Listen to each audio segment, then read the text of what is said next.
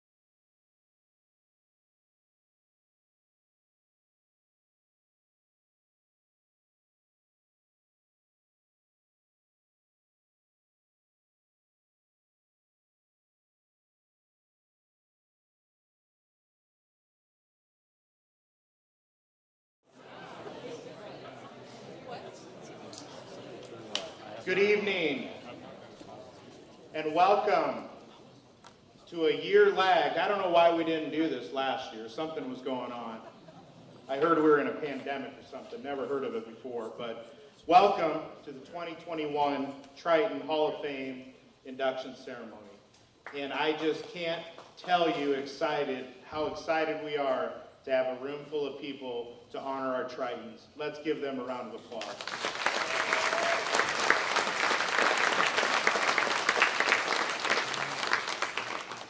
My name is Jesse Ulrich, and I am very blessed to have the distinct pleasure to serve as the new president of Iowa Central Community College. But this stage is no secret to me, as I was inducted in 2019 as a Triton Hall of Fame as a distinguished alumni. Ironically, a lot of folks had said, hey, the last time I saw you here, you were getting your own little plaque. So it's good to be back, and it's certainly good to be in a new capacity here at this fine institution. A couple of special welcomes. Past Hall of Fame recipients. I know we have a ton of them in the crowd today. If you are a past Triton Hall of Fame recipient, would you please stand?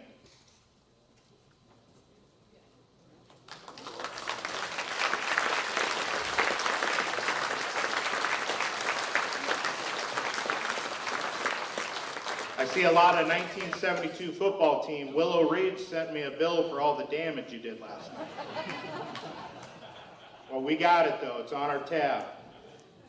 Larry Heck, please stand. Larry is representing tonight our Iowa Central Community College Board of Trustees as well as our foundation board. Thank you, Larry, for your service.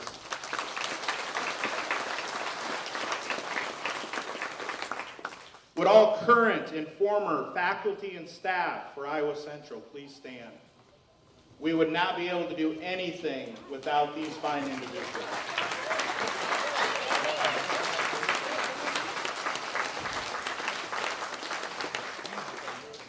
We have a couple of special celebrations this evening. Mark Matthews, where are you? Where are you, Mark? Yep, would you and your wife please stand up? Rumor has it, it's your anniversary. How many years? How many? 33. Bless you. Give them a round of applause.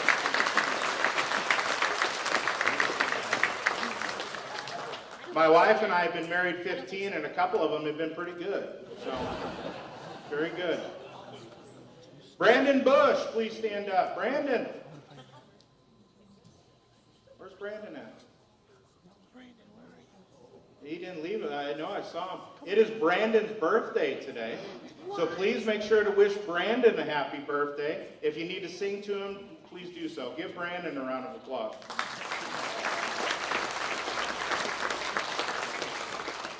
And some thank yous before we get started.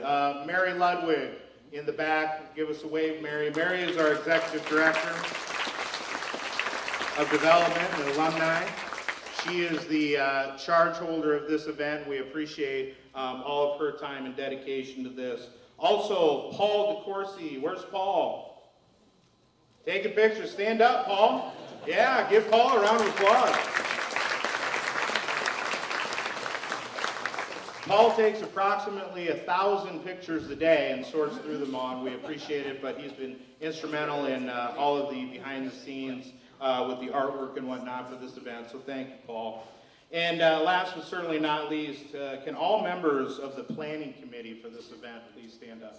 All the members of the planning committee, please stand up.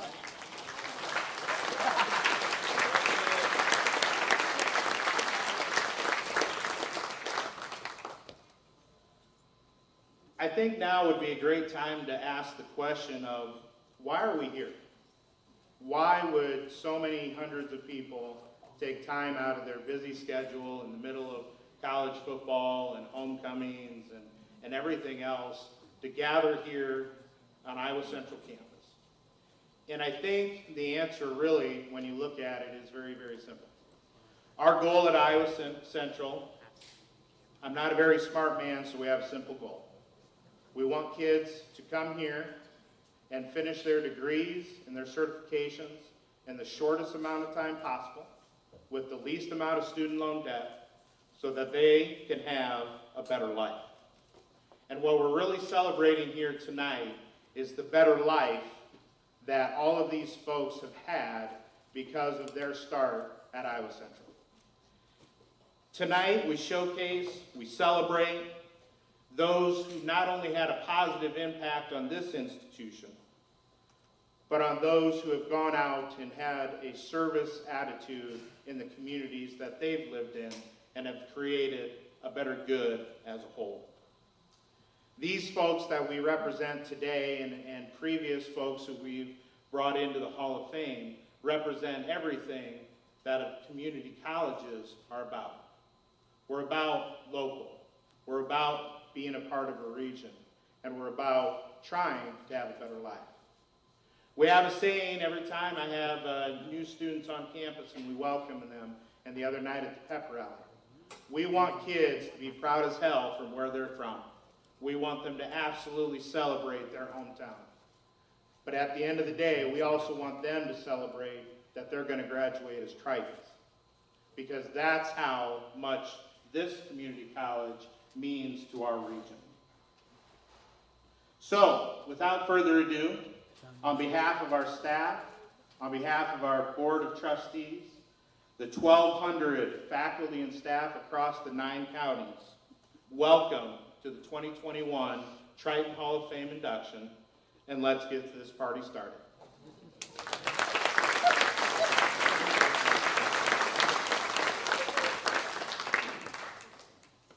We think of this as the heart of the homecoming celebrations, the induction of former Tritons and exemplary supporters of our college into the Iowa Central Hall of Fame. My name is Teresa Jackson. I'm the director of theater here and the voice alongside athletic director Kevin Twait, chosen to honor these amazing individuals tonight. The very concept of homecoming, this idea of coming home, is a lovely part of our cultural heritage. We are encouraged to revisit places, people, and passions that we once cherished. So tonight, let's do just that.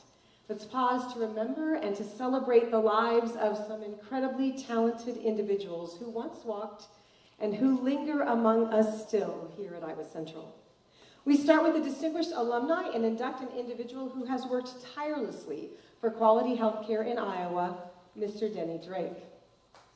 Denny Drake arrived on our campus in 1971, transferring here from Bradley midway through his freshman year and earning key leadership athletic spots on 2 sports teams, baseball and football.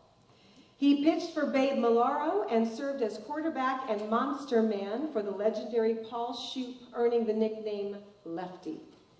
In his recommendation for Denny, David Stark wrote, "As a Fort Dodge native, I grew up in the Paul Shoup era of national contenders in football. Denny was a significant part of those teams as the tough-nosed quarterback.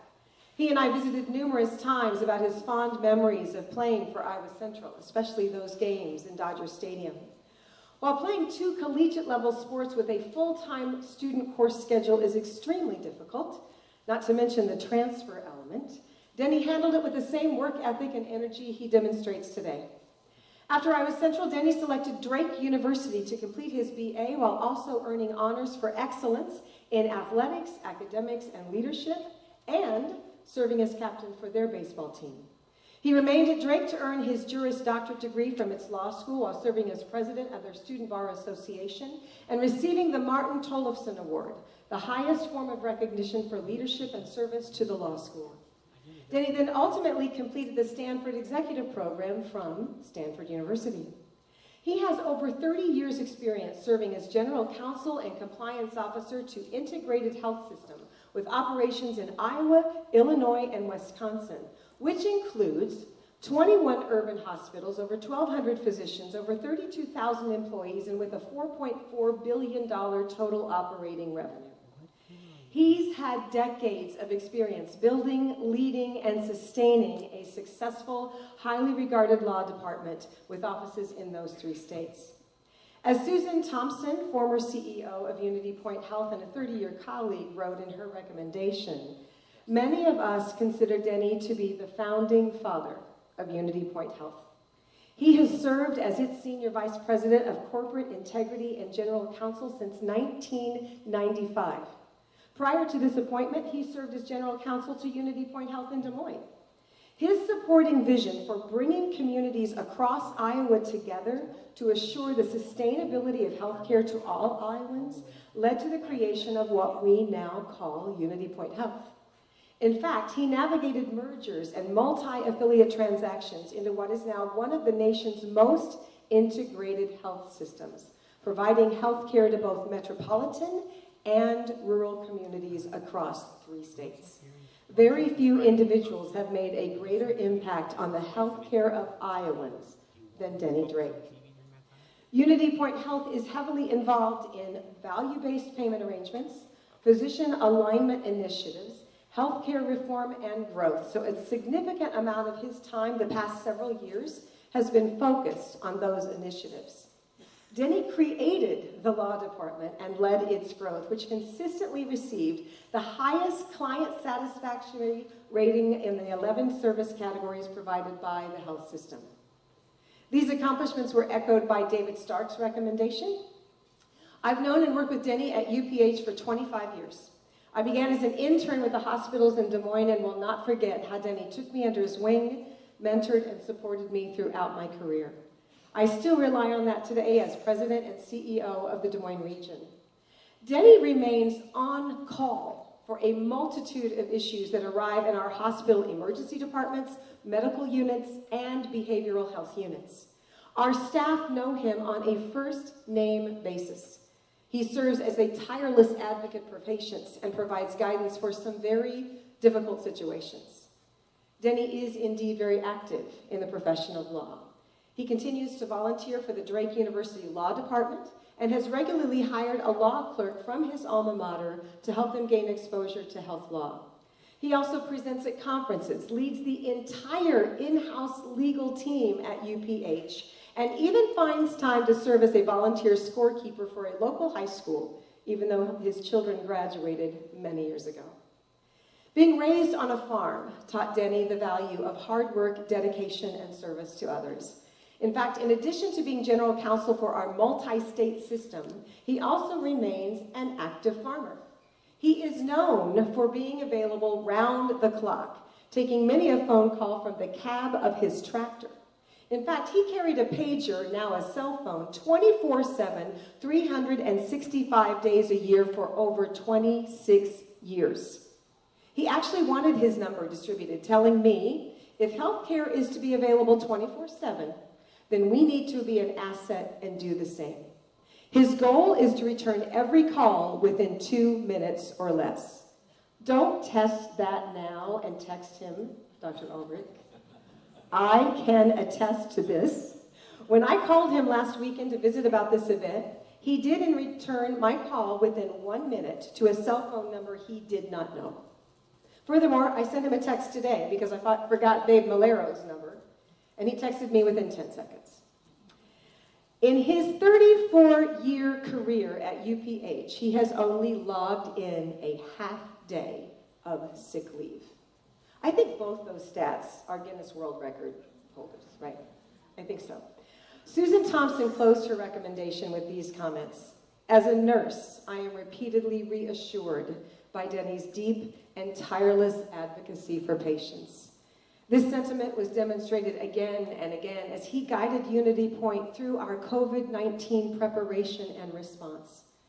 David Stark added, his steady hand guided our policies and communication plans. Denny's advice, when asked question after question, was always, without exception, answered in this context: do what is right for the patient. All who have worked with Denny Drake echoed what a privilege it was to lead alongside him.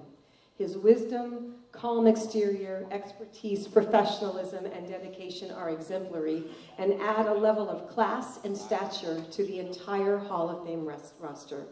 We add our voices to that chorus and welcome into the 2021 Triton Hall of Fame one of the best citizens and workers for our region and beyond, Denny, aka Lefty Drake.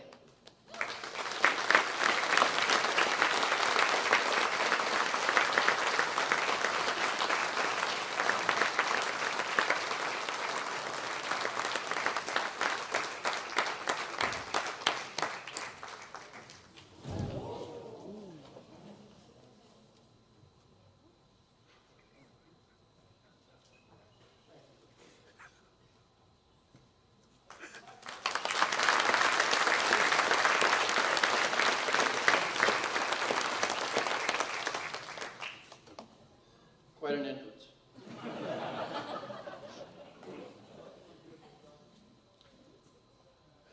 Thanks, Teresa.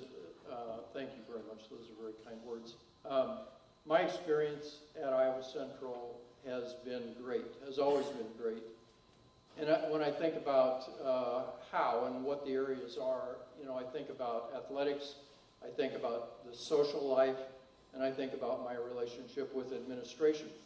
So I've got some stories about each of those. Athletics were big to me in my early years. I'm a farm kid from central Iowa, and in my junior year in high school, the football coach told me, you're too slow to play quarterback. Quarterback is what I wanted to play. So I took weights and I strapped them around my ankles, and I wore them every day around the clock virtually, doing farm work, baling hay, walking beans, whatever it was. Whatever I did, I wore these weights. I come back to the team in the fall to play my senior year of high school football, fastest kid on the team. And I stayed fast. And the 40-yard dash is kind of a standard in football for speed. And your 40-yard time is kind of an index of really how fast you are. And so my maintaining the speed, when I was then at Drake, I ran a 4.45 40, which is not burn the house down or anything, but it's a respectable time. And so just a few weeks ago, I was kind of bragging about my time to my son and talking about a 4.4540. And he said, yeah, that's fast. Dion Sanders, a kind of a household name in terms of NFL stories, was a defensive back for various teams and a great defensive back.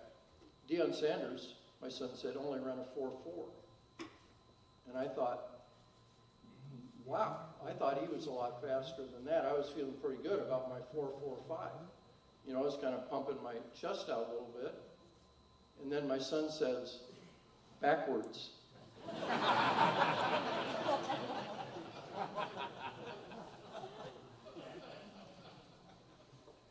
Another aspect, I mean, athletically, I got to play with and get to know some really great players through playing at Iowa Central. I came here once on a recruiting trip because I was recruited out of high school here. And John Matuzak, a guy named John Matuzak, was a defensive end at Iowa Central at the time. He was big and mean, 6'7", 240 at the time, played defensive end. 2 years later, he was to be the #1 pick in the 1973 NFL draft, which is, from the professional league standpoint, the best football player in the country. So his nickname was Twos. So the night of this recruiting trip, the thought was, well, let's go to a movie. Okay, so we go to a movie. It's a scary movie. Twos gets scared. He's a kid from Wisconsin. He's scared, and he wants to leave the movie. So we left the movie. Here's a guy who played several years with the Oakland Raiders. He was on 2 winning Super Bowl teams. He was in 10 movies after his football career. None of them scary. But I got to know him, and so he's since passed away. But he was a great player that I got to know. Another player that I had an opportunity to play against was Matt Blair. Matt Blair was with Northeast Oklahoma at the time when we played them. He later played at Iowa State, and for many years he was outside linebacker with the Minnesota Vikings. We played Northeast Oklahoma in our opener in 1970 when I was here at Iowa Central. It was #1 versus #3. I don't remember which was which, frankly. Matt was, I was a quarterback. Matt was directly across the line of scrimmage at middle linebacker for Northeast Oklahoma.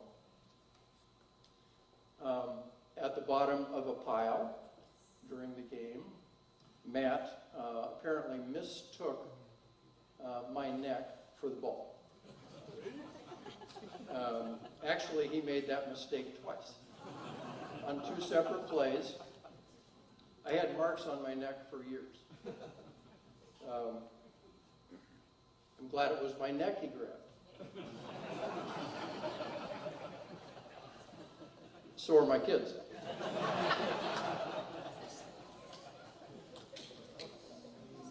So Ed Podolak's high school coach compared me to Podolak in high school. Podolak, of course, was a star at Iowa, NFL with the Kansas City Chiefs. Now, for years, he's been the commentary guy on Hawkeye Radio for the university football team. I think Ed's high school coach's comment is where the comparison probably ended between me and Ed Podolak. Socially, when I was at Iowa Central, great fun.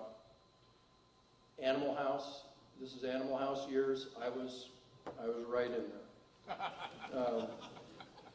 At the time, there was a movie house going to open in Fort Dodge that showed X-rated movies.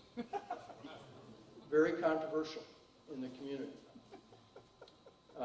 Well, it successfully opened, and on opening night, a few friends and I decided, let's go down there, it was downtown, let's go down there and see who goes into the movie. So, downtown we go. I'm donning one of these cameras with a flash attachment on the top. And I decide I'm going to take pictures, you know, of who goes in. So I would wait at the entrance while, you know, my little crowd is back on the other side of the street ready to harpoon me or laugh or do whatever, you know, they were going to do. I'm at the entrance, and I would take snapshots, flash snapshots of people coming into the theater. The reactions were pretty classic. Because I get these, you know, a guy taking a picture. I get a lot of these, you know, get a few of these. You know. One guy took out after me to try to grab the camera. He didn't know, though, of my 4.5 speed. And I was not running backwards. Another fun event here was, social-wise, is related to mooning. And of course, for anyone unaware, mooning is where you show your bare bottom to others. Well, I drove a Volkswagen Bug at the time. It had a moonroof. And the 5-story buildings on the south side of the campus that are now called the Woodruff Family Residences, those were dorms, student dorms at the time. One was female, one was male. The east one was female, the west one was male. So a friend of mine concocted a way where I could stand on the seats in the Volkswagen with my feet and also have my head and hands on the seat in the Volkswagen while my bottom was through the sunroof. I don't have a picture that I know, you know, that I know. But it took just a few trips around the student dorms on the south side of campus to generate quite a bit of activity from all the 5 stories of windows and so on above. So socially, a lot of fun. Relations with administration, very good. People like Jim McNeil, Dale Daggy, Paul Shoup, Mike Thede were names that when I were here were great. I transferred here, as Teresa said, at semester time as a freshman. Played baseball in the spring, then played football in the fall. After playing football in the fall, I decided that I wanted to make the football team at the University of Southern California. A former coach at the University of Iowa was at Southern California. He knew me through Ed Podolak's high school coach, you know, who had compared me to Ed Podolak. So out I went, and it gives a new definition to Rhodes Scholar to drive 2,200 miles or whatever it is to Los Angeles. So I'm there. O.J. Simpson was a Heisman Trophy winner at the time. He was the BMOC on campus, clearly. I met him. I sized up the USC team and where I might fit or not fit in that environment. Concluded that I didn't think I'd make the traveling squad. The Sylmar, it's called the Sylmar earthquake in Los Angeles hit at the time. I didn't like Los Angeles. And I decided I was going to leave, not de-enroll or whatever it's called from USC. Well, in order to maintain athletic eligibility, I needed to graduate from junior college. Otherwise, I was going to have to redshirt for a year, and that devalues your kind of value in the market, so to speak, for recruiting. So I looked around the country. Nobody had a scholastic schedule that fit my schedule because I'd been at USC for a month and a half. So I call Iowa Central, tell them my situation, and ask them if I can get back in school. They said, we'll get back to you. And they did get back to me right away and said, yeah, we'll let you back in. It's almost midterms is where it is. This is like March or something, you know. We'll let you back in, but you've got to be totally made up, and your faculty has to say you're made up at midterms. Midterms are less than 3 weeks away. So back I come, in school, engaged. I made it. I successfully got caught up. I completed that semester my sophomore year, and I'm a proud graduate of Iowa Central. And the administration here played a big part in that, so I was very happy with that. No, I made NCAA Division I athletic teams in 3 sports, in baseball, basketball, and football. I attended 5 schools in 4 years. I didn't lose a credit, and I graduated in 4 years. I think that would be very hard to do today. You know, from my perspective, I love Iowa Central. This event and those who promote it reflect very well on the school. Mary Ludwig, Teresa Jackson, very thank you for your communications with me as we prepared this. Thank those who wrote very generously on my behalf. I'm deeply honored to be a member of the Iowa Central Hall of Fame. Thank you very much.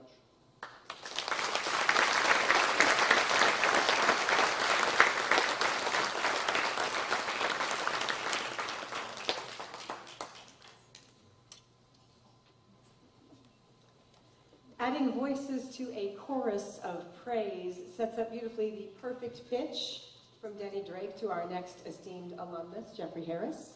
Once you realize he's an amazing tenor, you will appreciate my perfect pitch pun there. Let's wait just a moment for Tom Benecke to get it. We good? Okay. Longtime friend and fellow tenor Scott Johnson shared his recollections of our next honoree. I have known Jeff Harris since childhood. We grew up across the street from one another, and our early relationship was one of the old-time neighborhood households. If he wasn't at my house, I was probably at his. We attended the same elementary school, the same junior high, the same high school, and the same community college, Iowa Central. We were members of the same choirs at each and felt the same musical influences from our instructors. So I had a seat at the table as I watched Jeff immerse himself in the activities of the choral groups and become a leader in each. This connection was echoed by the recollections from acclaimed director of choral activities, our own Larry Mitchell, who also shared his memories of Jeff. He wrote, "I taught high school music for 38 years, and no student has exemplified the very best in choral art more than Jeff Harris. He was the ideal student, an all-state singer who performed in both chamber and a cappella choirs, played leading roles in both high school and community musicals, and was an extremely valuable and reliable member of the Grace Lutheran Church Choir." After graduating from high school, Jeffrey attended Iowa Central under the direction of Jeu Gene Mckinley as one of his most prized students. He also married his high school sweetheart, and as a result of the last U.S. military draft, served in the Army for 2 years, subsequently returning to Iowa Central in 1974. After receiving his AA degree here, Jeff explored opportunities to further his music education and auditioned for famed conductor Weston Noble at Luther College, who exclaimed that he was the finest transfer tenor he had ever heard. Jeff ultimately chose, though, to complete his work on a full scholarship at Arizona State University with nationally acclaimed conductor Dr. Douglas McEwen. Jeff then returned to Iowa, and after a year of teaching at Algona High School, where he achieved immediate acclaim, he returned to Arizona State to complete his master's degree. From there, he began teaching at Westwood High School in Mesa, and in addition to his own choirs, Jeff became a choral specialist, mentoring teachers and assisting choral conductors in the district for 31 years until his retirement. In addition to his full-time job as an educator, Jeff, like many dedicated musicians, also served as a director of music ministries, first at Scottsdale United Methodist Church for 16 years, and then in Mesa at First United Methodist Church for 22. And then on top of those 2 commitments, he, alongside his beautiful wife Jean, added a third. They founded the Sonoran Desert Chorale 25 years ago, an auditioned chorus of 60 singers from the Mesa area. Scott Johnson recalls that when Jeff first discussed the formation of the chorale with him, he began by saying that at the time, there was a true shortage of good choral music in Arizona. Citing his Iowa roots, he said that here in the Midwest, we often take great choral music for granted because there is such an abundance of it. So he wanted to move some of that Midwest gold standard excellence out west, and he did. The chorale featured an experienced ensemble of adult singers who became renowned throughout the Phoenix area, not only for its singing excellence, but also for its creative programming. The troupe even completed 6 European tours and performed in some of the most prestigious venues on the continent, from major cathedrals in Austria, Germany, the Czech Republic, Italy, Hungary, Switzerland, Ireland, and Scotland. A highlight of the 2014 featured the chorale singing for the 82nd and 101st Airborne Division in France for the 70th anniversary of the landing of Allied forces on D-Day in Normandy. Jeff now continues to work as a consultant with a Kansas City-based tour company for potential groups traveling to European destinations. Dr. Ulrich, I'm thinking that our music and theater department should have a consulting session with Jeff one minute. You guys are witnesses of this, and we're recording it. Take a picture of that, Paul. Jeff's resume is awash with awards, such as the Arizona Music Educator of the Year, the Music Educator Association's Lifetime Achievement Award. He was even selected by the Mesa Rotary to receive its Citizen of the Year Award. Still, Scott Johnson concluded his recommendation by saying that the humility he saw in Jeff, even as a childhood friend, remains. Most important in all of this is the simple fact that throughout all the successes in singing, teaching, and conducting great music, both in Arizona and abroad, Jeff has retained his Iowa roots. He continues to recognize where his values originated, where his talents were recognized, and the people and institutions that nurtured him. In his work, he proudly spreads the legacy of Fort Dodge, Iowa, of Fort Dodge education, and of Iowa Central Community College. I am hoping that Jeff turns his acceptance speech into an aria. I mean, there's no pressure, but shouldn't all stellar tenors share their messages through music? I'll even start that for you. Please join me in welcoming Jeffrey Harris into the 2021 Distinguished Alumni Hall of Fame.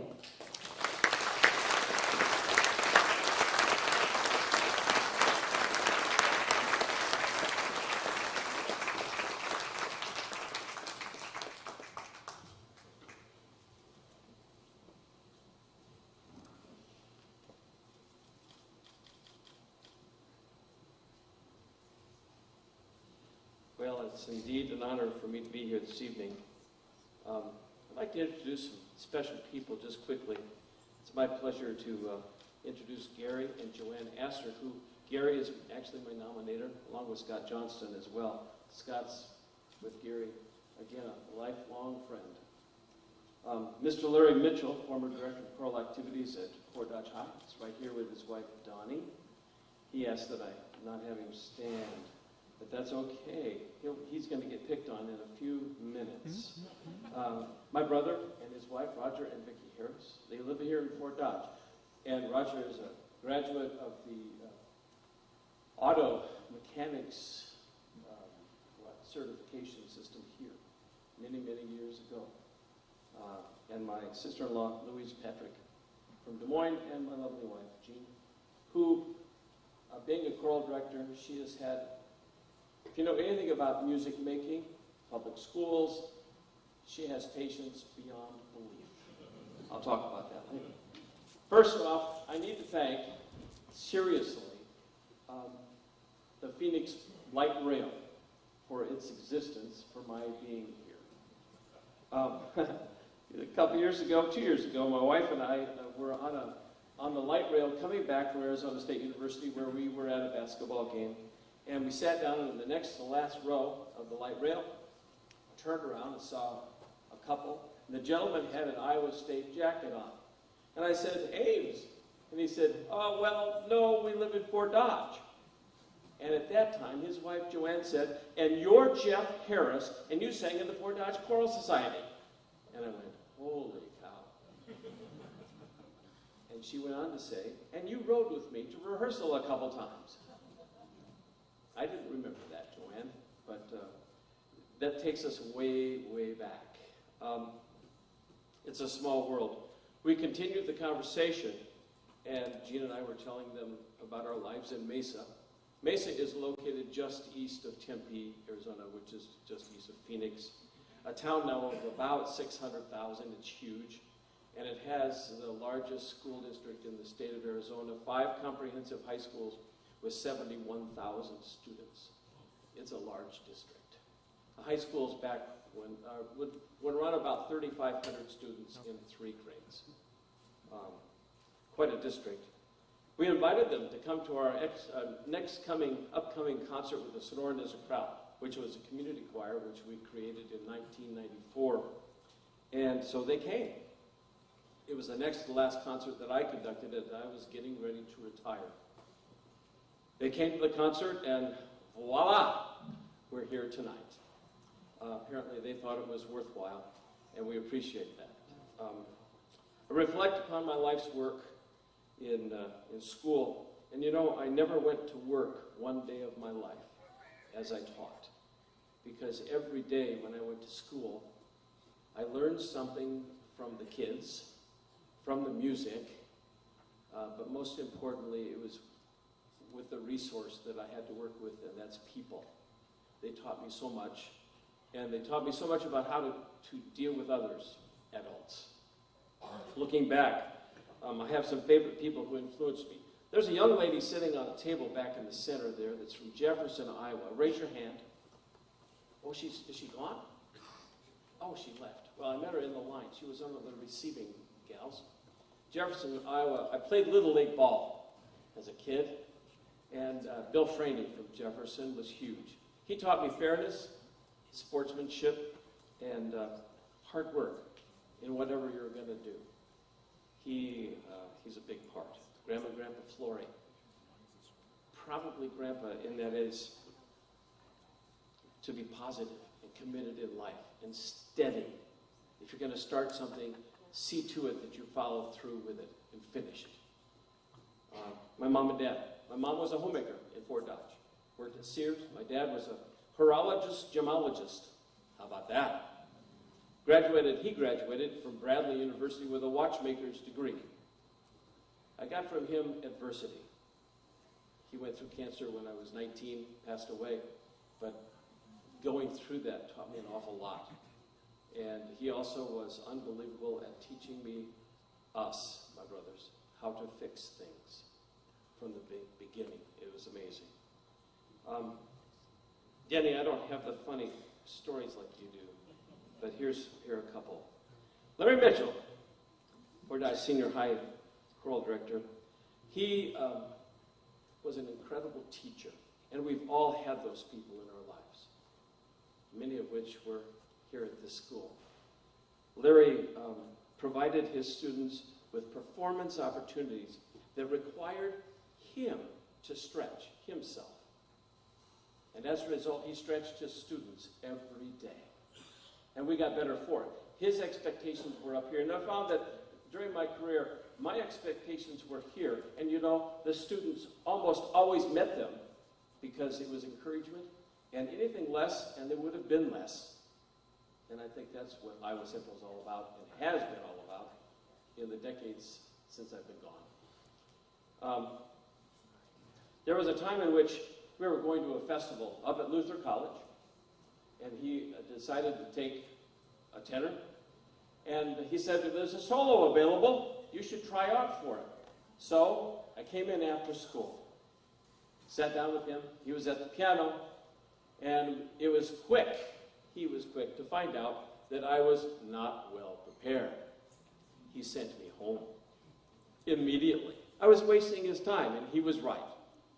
I went home and went to the basement, started singing that solo. It was a chant. And sang it so long in the basement that my mom was stamping on the floor, "Enough! Enough!" Well, 2 days later, we went to Dorian. He came back in the room, didn't know what was going on apparently, and he heard this tenor. It was me. And I got the solo in front of 600 other students because of him, because of his encouragement, and he taught me how to come into something prepared. Prepared. Amazing. Jeu Gene Mckinley. His name was Chief here at Iowa Central.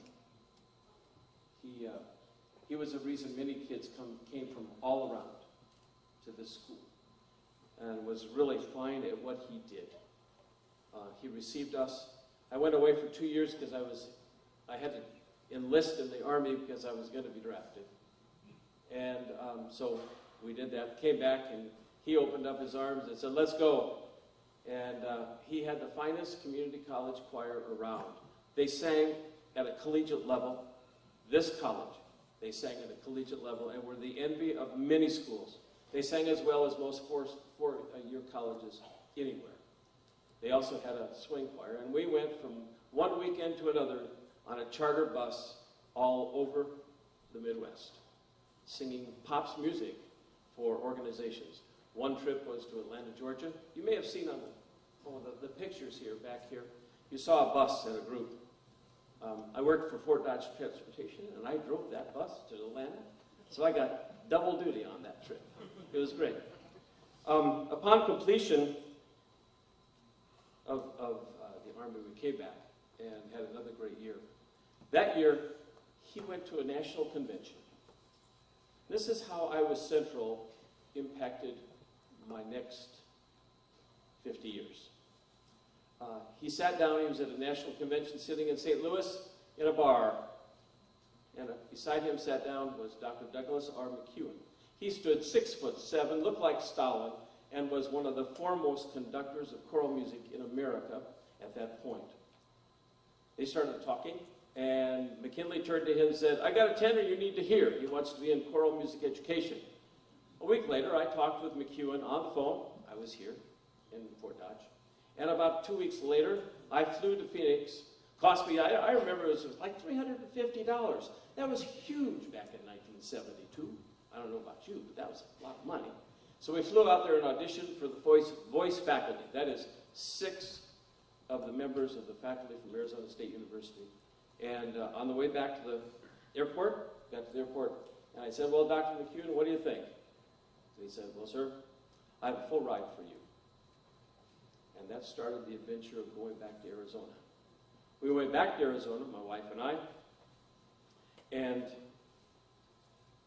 finished, well, we went out to Arizona and got the bachelor's and the master's degree, finished up there and came back to Iowa. And it was in the winter when he called again, McEwen. Says, Jeffrey, he spoke about an octave lower than me. Oh, he said, got a big job open at Westwood High School in Mason. I think you should apply for it. Okay. He said, I've talked to the people over there. They know that you're going to call. So came back out here and interviewed for the job. This is how things happen in one's life, that you just, serendipity strikes and something else is affecting our lives, always. Sat down in the interview, and I only had 1 year of teaching experience. There were others out there that had all kinds of experience. The principal sat down, and he said, well, he opened up the file, and he went, whoa, U.S. Army, Meritorious Service Medal. He said, I just happen to be the Sergeant Major of the Arizona National Guard. I got the job. That's because of my relationship with the U.S. Army, and again, just serendipity coming my way. So as a choral music educator, my purpose was to use music to create beauty. That's what we did every day. It was one of those disciplines in which we don't record scores. We don't live by numbers or grades or things like that. Instead, we try to affect one's spirit through the beauty of music. And it's a different kind of life, because every day, you're struggling to create that beauty, and it's a stepwise experience, little by little. But the rewards were many, unbelievable. Once saw a baritone in the choir. We were in California at Chapman College. He was a linebacker, became a justice of the peace, and he was about 6'4". We finished a performance, and we got a standing O in front of 1,000 high school students. It was immediate, and you could see this young man. I think he grew about 2 inches right on the spot. And here was this athletic kid. But see, at my high school, the athletes wanted to sing in choir, which was pretty darn cool, because it was the thing to do. Maybe it was the good-looking girls, but I don't know. My policy was, if you're going to come into choir, make sure that we have enough men, I said this to the women, make sure we have enough men so we can have one for everybody. And we were very successful. They could also sing. So it comes down to this. For me, I tried to create beauty for 50 years. And I think we did it. We affected a lot of lives. And this is a line that I like to use. Life is not measured by the number of breaths we take. Rather, by the moments that take our breath away. Think about that. If it's worth doing, get after it. Throughout the past 5 decades, I've had the blessings of living and loving my wife, Jean, who's over here. And again, being a choral director, teacher, period, in any discipline. You don't check in, you don't sign in and sign out. You have no time clock. Once you say, yes, I'm a teacher, you're there until the end of the day. And if you come home from school after having been out with the kids, that student who's the last one, well, you're still there until a parent comes to get them. You're still there. So it's quite a calling. This profession takes no prisoners. Okay? So thanks for your patience, Jean. I love you. I close with these words, and this is true. A guy like myself, when you choose to do this instead of something else, it's a commitment. It truly is. Robert Frost wrote in the Road Not Taken. 2 roads diverged in the yellow wood, and I took the one less traveled by, and that has made all the difference. Thanks for this honor. Appreciate it very much.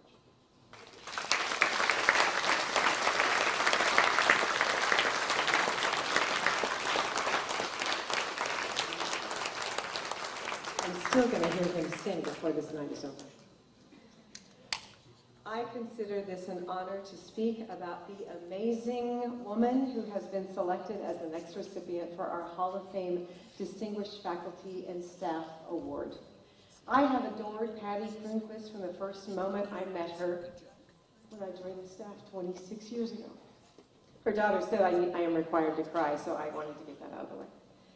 Patti grew up in Chile, where she attended high school and trade school prior to coming to Iowa Central as a student in 1977.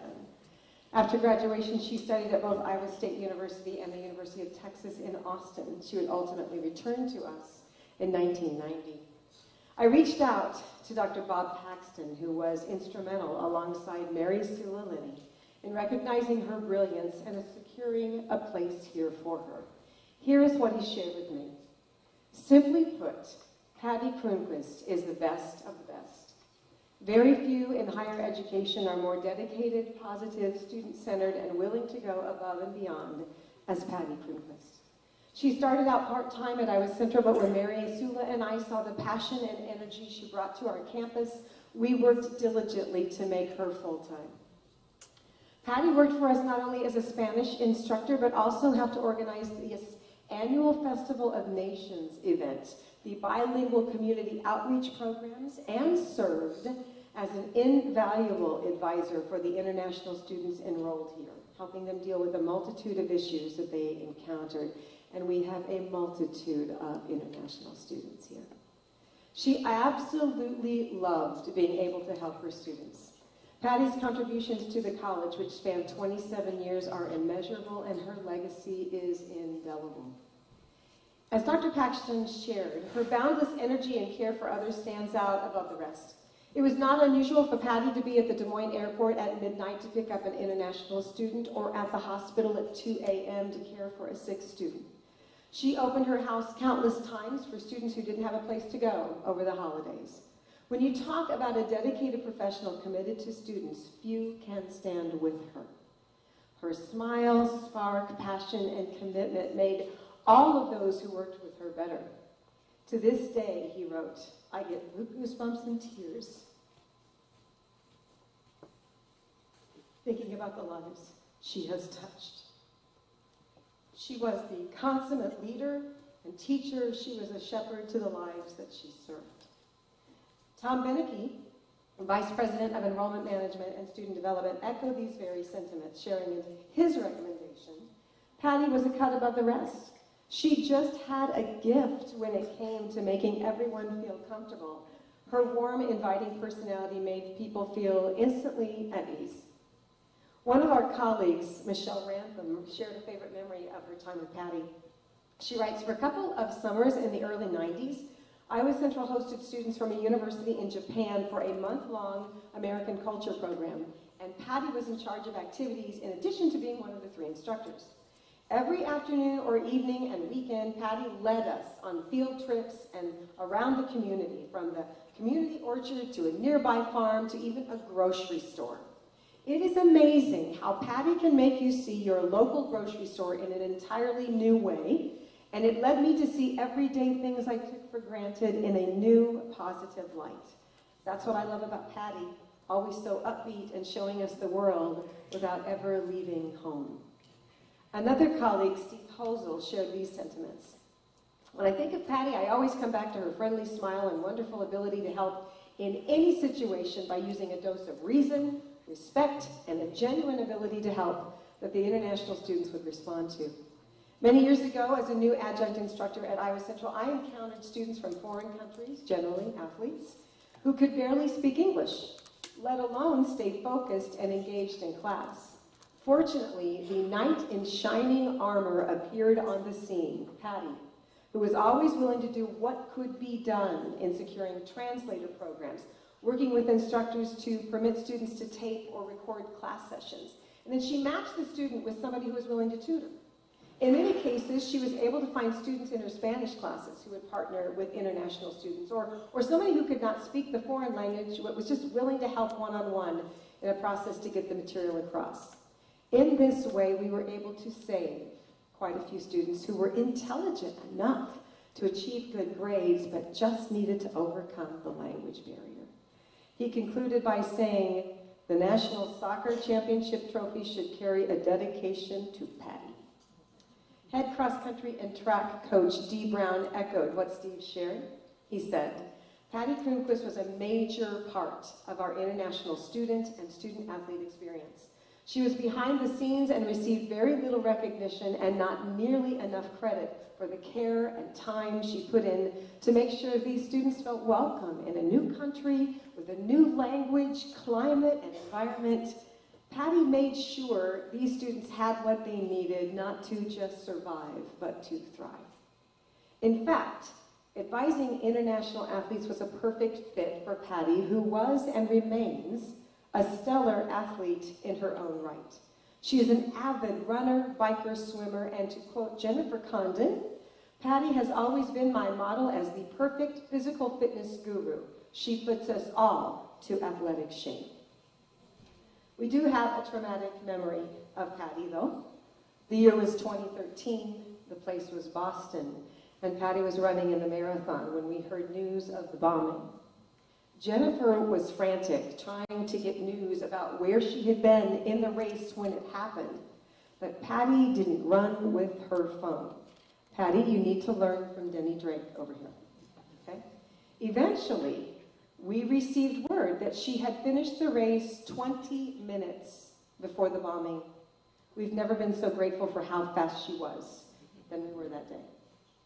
You can imagine the chaotic scene. But Patti was able to connect with a former student who got her to the airport. No surprise there, Patti has friends and former students everywhere.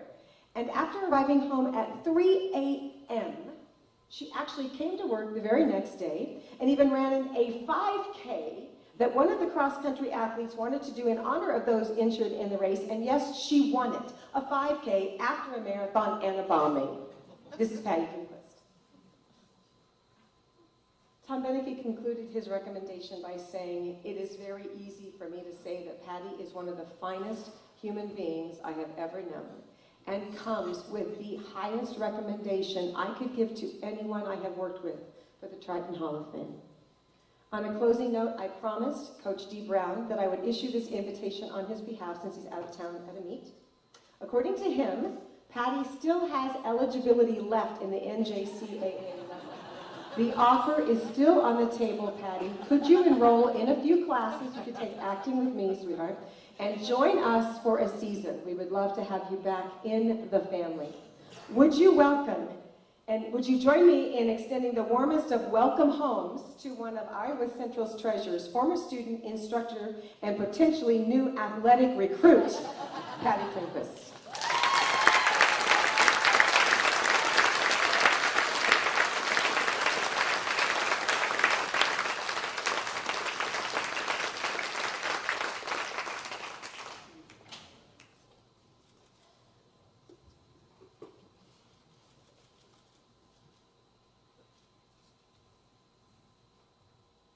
Thank you so much for those kind words. I am so passionate for this college. The moment that I arrived here, I liked it so much that I didn't call home for a month. And we did not have an internet, or we did not have the phone in 1977.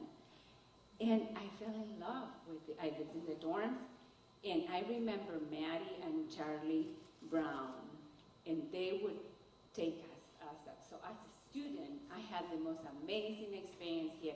My English was not that great. But I love to be part of the community. My parents were big volunteers. So then I found the Friendship Haven. And I thought, great, I said, I can volunteer there. So I volunteered, and I was so happy because the elderly, they didn't know if I was speaking good or bad. So they just I showed them how to do things. I loved it. Then they have a community daycare, little ones. So Tuesdays and Thursdays, I volunteer there as well, so I could learn the language better. So then the little ones will look at me and say, you talk funny, and I would turn back and say, you too. So I learned that. Then I had to memorize the food because, again, the language. So Thompson, no Dairy Queen at that time, but Thompson, I memorized. I knew the double meat cheese, French fries, and coffee. I think I had that on Sunday afternoon because there was no food at the dorms. So that was it. So I would get there, and the girl would ask me, and I just spill it out, hoping she wouldn't say a word to me because I didn't know what she was going to say. So if she kept talking to me, I didn't know what she was saying. So as a student in here, there were so many fun things. And one of our speakers just said, the fun at Iowa Central. Well, the fun that I didn't moon anybody. But what I did, one of my friends says, you know, that she had a cone, those orange cones in her dome. I said, oh, that is so cool. And she said, I'll tell you what I got it. Of course, I had no idea that was not legal. So we went down the Carol King Bridge, and they were fixing, you know how they're always fixing down the road? So they had all these cones. I thought, great. I'm not going to take just one. I'm going to take about 4 of them. So they opened the door, got all these cones, got back to my dorm. I was in my dorm, and my roommate was very, you know, she was from here. She's from Cherokee, Iowa. She says, Patti, that's not legal. You cannot do that. And I said, I cannot? Oh, take me back. So I went back, took these cones, put him right back in. So that was the fun at Iowa. It was so, I fell in love with it. I always wanted to teach, but first I had an electrical technician. So I volunteer, I would help in the electrical part. I would rewind, and I would just help out, and I thought that was pretty cool. And Ray Beats was there with Mark Mathis. A wonderful experience. Thank you, Mark, for giving me the opportunity to work with the students to teach a class in there. There was employee relations. So I always thank Mark for that because I wanted to do something else. I always liked so many different things. So my experience as a student was amazing at Iowa Central. Because of that, I had a family. They hosted international students. So for me, not only is as a student, you make a difference and you touch us teachers' life and you make our life better, and also the community, because the community has helped me incredibly, not only as a student, but also as a faculty. And the faculty here is our community. It's a family. I see them, and this was my home. And many people said, oh, where you are from? I says, when I would go to meetings, and then people say, where are you from? Oh, I'm from Iowa. Well, you have a little bit of an accent. Oh, that's the Fordage accent. And then people would say, that's a little bit farther than that. And I said, well, I tell you what, I'm a Chilean Iowan because I fell in love with Iowa and the community, as Teresa mentioned, with my international students, I always, kind of going back to, I said, you guys, you will learn so much if you host this international student and you make him feel welcome. They will come back and they will be here and they will. So it was just such a passion for them. And then when D. Brown came and they were doing a half a marathon in Park to Park, and I thought, oh, I'll try that. And then we have Angie Martin.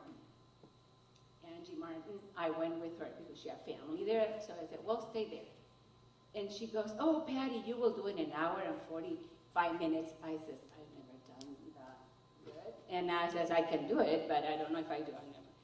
You know what? I finished in 1 hour and 44 minutes just because Angie told me I should. So it was one of those kind of fun things. I had my family, Angie, and many of you guys said all of it. I can name everyone by it, but I really appreciate what Iowa Central faculty have done for me. And not only that, my community, my neighbor, Mary Lou Walker, and her husband supported me so much because like those days that I would have to be, that I wanted, that I felt like I needed to be here for my student, they helped with my children always. And they taught me how to be a better parent.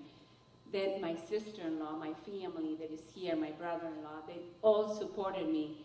And my in-laws, they allow me to bring, I would call them and say, I'm bringing a few people over, about 40, it's okay. I said, but don't worry, I will bring the food, so don't worry, but I want them to see the farm.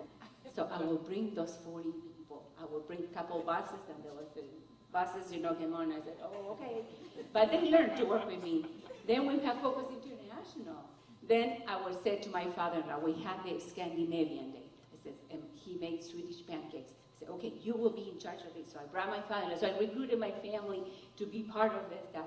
The next year we did make the Canadian pancakes. And so I have my father-in-law always involved in this so we can show our town. We can bring the world to our community.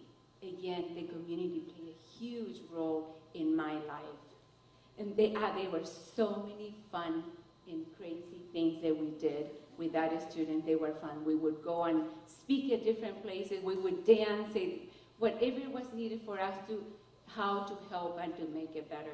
My friend also that I have here, Lori, and her husband too, they also, sometimes I have these groups that we come in the summer, and my Japanese students, and I would bring them, and sometimes they didn't know what was going on. And then they would look, and I would talk to them, and they would say, so I said, oh, you don't know a word that I said, didn't you? I said, no. But you know what? I went back to Japan, and my student would cry. They said, the experience that we have at Iowa Central, the love that we have, that we receive from the cafeteria people, as the people that work as the teachers, as well as the custodian, like Mike Piper, everyone in this, it affected their life, and they were better because what we did as a family and here at Iowa Central. And Coach Pilcher used to say, you're still running, don't that hurt your knees? You were there, he said, and you're still doing it. And love working with him. He had a student, he was so fun, he was from Serbia. He was okay player, but he would go in there, when they would walk in there, he would wave at me, and Coach says, you're here in the game, not waving at people. And he would always say, but Coach, it was so fun, again, to work with all my my coaches and again instructors to make the student to be successful. And that was our goal, to make sure that everybody felt, home. And that was Iowa Central for me. Thank you so much for this great honor, and thank you for allowing me being part of this family. I have enjoyed every minute of it, and I get a little homesick to tell you for my school. And I have to tell you the last story because I don't want to be, I can tell you many fun and funny and crazy things with my student and things like that. But when Tom Benecke called me, I thought he left a message, but he didn't explain why he was going. So I thought, oh, he wants me back. And I was thinking, you know what, that moment I was very homesick for here. So I said, oh, I think I'm going to tell him, yes, I want to go back. I want to go back to work. And then he calls me and says, oh, I thought you were calling me back to work. He said, we want to argue. Oh, so that's great. Thank you so much. Because they're honored. But it was just one of those things when you run a race. And I remember that day when we ran the race when Angie, I won the women 40 older for the race. So they give you, and when you run, you like kind of like those medals. For what? I don't know, but we like those medals. So anyway, these kids, and I said, where is my medal? He said, oh no, you got the big prize. And I said, what is that? A plaque. I said, but I want a medal. So it's kind of like this thing. Thank you so much for the recognition, and thank you so much to all of you guys for being here. You make such an impact in our students, in our community. Thank you again. Thank you.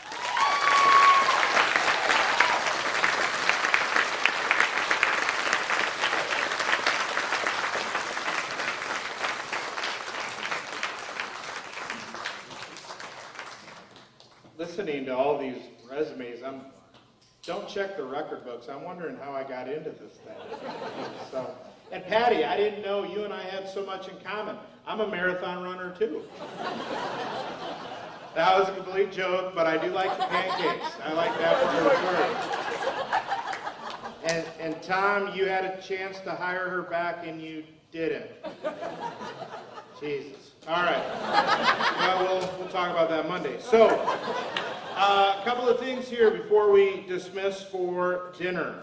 Number one, reminder, we have a cash bar. Now listen, rarely do I get down into the weeds of things, but I called old Boston's because I'm like, listen, you need to understand two things.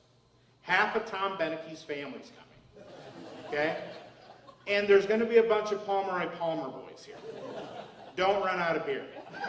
Okay, so they got plenty, cash bar. The other is a reminder of the auction items, and I have a shameless plug for one of them, a new item this year, something my wife and I do for our foundations.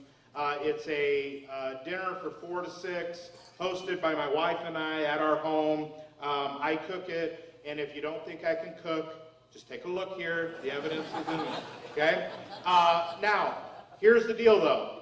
What you get served depends on the price of the overall at the end, okay? So if it's for $50, you're getting boiled hot dogs. All right, but we'll work from there. So make sure to bid on all of those items. And at this point, I'm going to turn it over to Mary Ludwig, who will be dismissing us for supper. Thank you.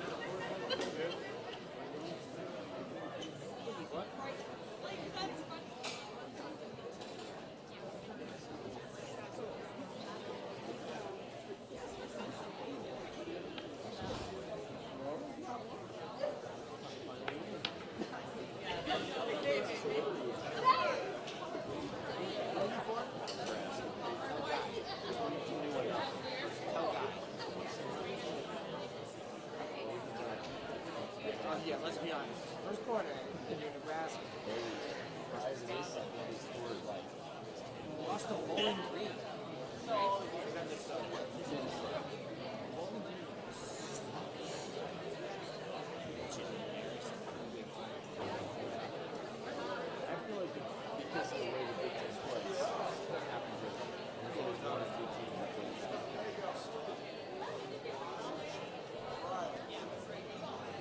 Get up.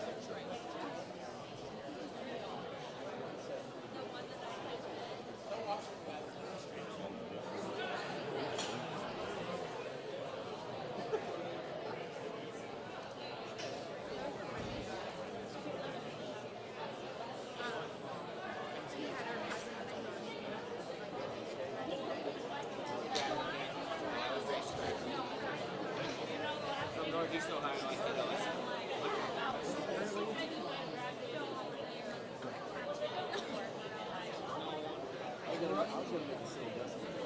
I don't care. Go for it. It's not you're not the only one. Every single person.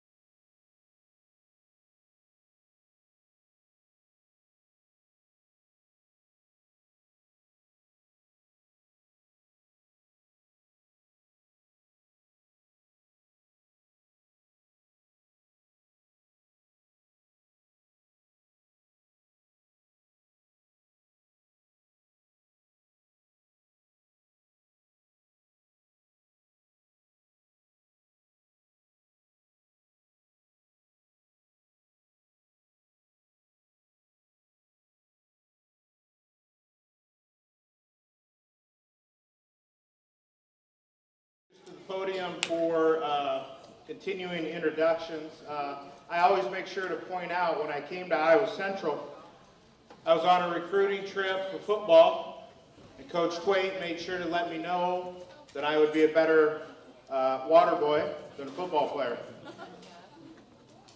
I will be remembering that during contract negotiations this spring. Oh, how the tides have turned. So, without further ado, please welcome to the stage Coach Kevin Twain.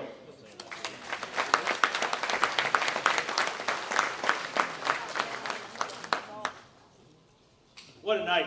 What a tremendous evening for so many deserving guests, and what a great crowd here this evening. Just for those of you that were at the game today, that young man from Air Force is fine, and what a breath of fresh air. He had a couple of seizures on the field, so a little applause for that. You know, being a former coach, the plan was they were going to rent a car and go to, they're staying in Omaha tonight, the Air Force team, their team doctor wanted to ride with him in a car if they released him tonight. And there's no rental cars in Fort Dodge, so I said, hey, just take my Camry, no big deal. My wife's coming tonight anyway. And so when I called my wife, thinking, they're going to take our Camry, whatever, and she says, well, are you going to be the one taking him too, or not? I think she was hoping I was going to take him down there, but we're good. Everything's good. I had the honor to introduce three people and then a great team into our Triton Hall of Fame. And to open our Athletic Hall of Fame inductions tonight from the athletic side is Hayley Hobbs.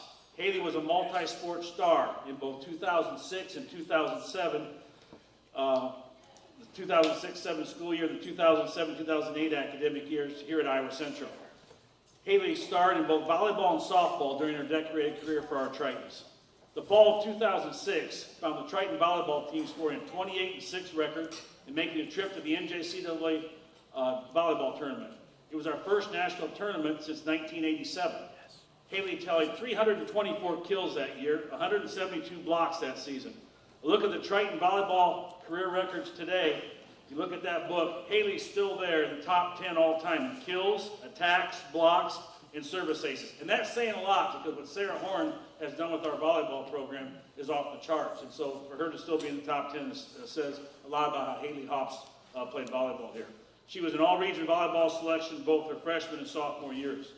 According to former head volleyball coach Jim Deisler, during her 2 seasons at Iowa Central, she proved herself a talented and hardworking player in the gym, but also a woman of high integrity and a woman of character.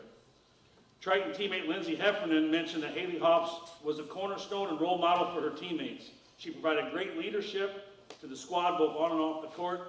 She was extremely consistent and was a true force, whether playing at the net or in the back row, something that's very rare in the sport of volleyball.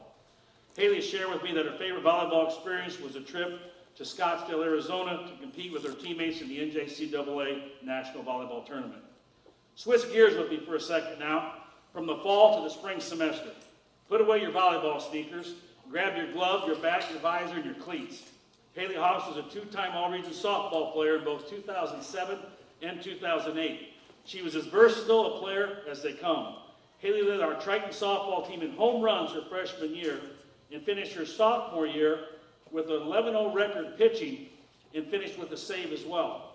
Her ERA was 1.52. Just imagine this now. You're all region in softball both years. One year, you lead the team in home runs. The next year, you have a 1.52 ERA, and you're 11-0 on the mound. That's pretty special. In fact, that's just not normal, really. That's amazing. So, Hayley, way to go. Way to go on that. Hayley's softball coach, Rick Sandquist, stated that not only was Hayley a great athlete in volleyball and softball, she was a fantastic person and teammate. She always worked hard and was an absolute pleasure to coach. Her favorite softball memories were the 2 spring break trips with her softball teammates down to Florida.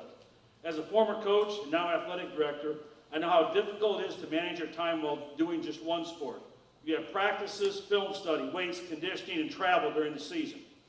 Off-season for an athlete is a little more low-key, a little less taxing, a little less stressful. Hayley Hobbs had no off-season. She didn't have a day off or a season off. She was in season every day of every semester. She used incredible time management skills, displayed tremendous discipline and work ethic, was able to graduate and earned her AA degree with a 3.9 GPA, which tabbed her as an NJCAA Academic All-American. Hayley earned her teaching and coaching degree from the University of Northern Iowa. She is currently an instructor in the Manson Northwest Webster School District. Her former high school basketball coach and now teaching colleague at M&W, Wade Wubin, stated, "Hayley's a young lady of impeccable character. The mention of her name evokes thoughts of stability, reliability, and loyalty. Her optimistic attitude and team spirit make her an invaluable leader in our school. Hayley Hoffs was a truly outstanding athlete. She is the wonderful mother of 5 beautiful daughters, Hattie, Hope, Harper, Hannah, and Hazel. And I know them all because my wife babysits them, okay? That's the truth, okay? Hayley is a very deserving addition to our Triton Athletic Hall of Fame. We welcome the daughter of Tom and Mary Benecke, the sister of Toby Benecke, and the wife of Jeff Hoffs into the Hall of Fame. Congrats, Hayley. Come up here.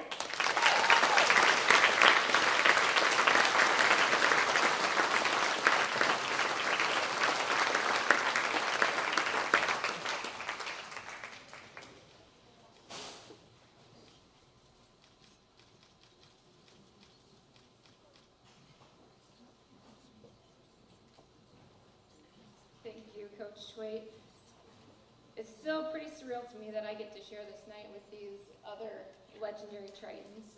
So thank you for the incredible honor. It's very humbling. I feel very blessed that I was able to come to Iowa Central and play both volleyball and softball. It was really hard for me to decide where to go to college. I'm probably the most indecisive person you'll ever meet. And so I could not choose whether I wanted to play volleyball or softball. I was just so confused for so long. But it wasn't until one night, it was spring 2006, and Coach Deisler and Coach Sandquist came over to Manson, and they sat at my kitchen table with my family, and they talked to me about how I could excel in both volleyball and softball if I decided to go to Iowa Central. So, I thought about it, and it seemed like a great option. I wouldn't have to decide, which was right up my alley.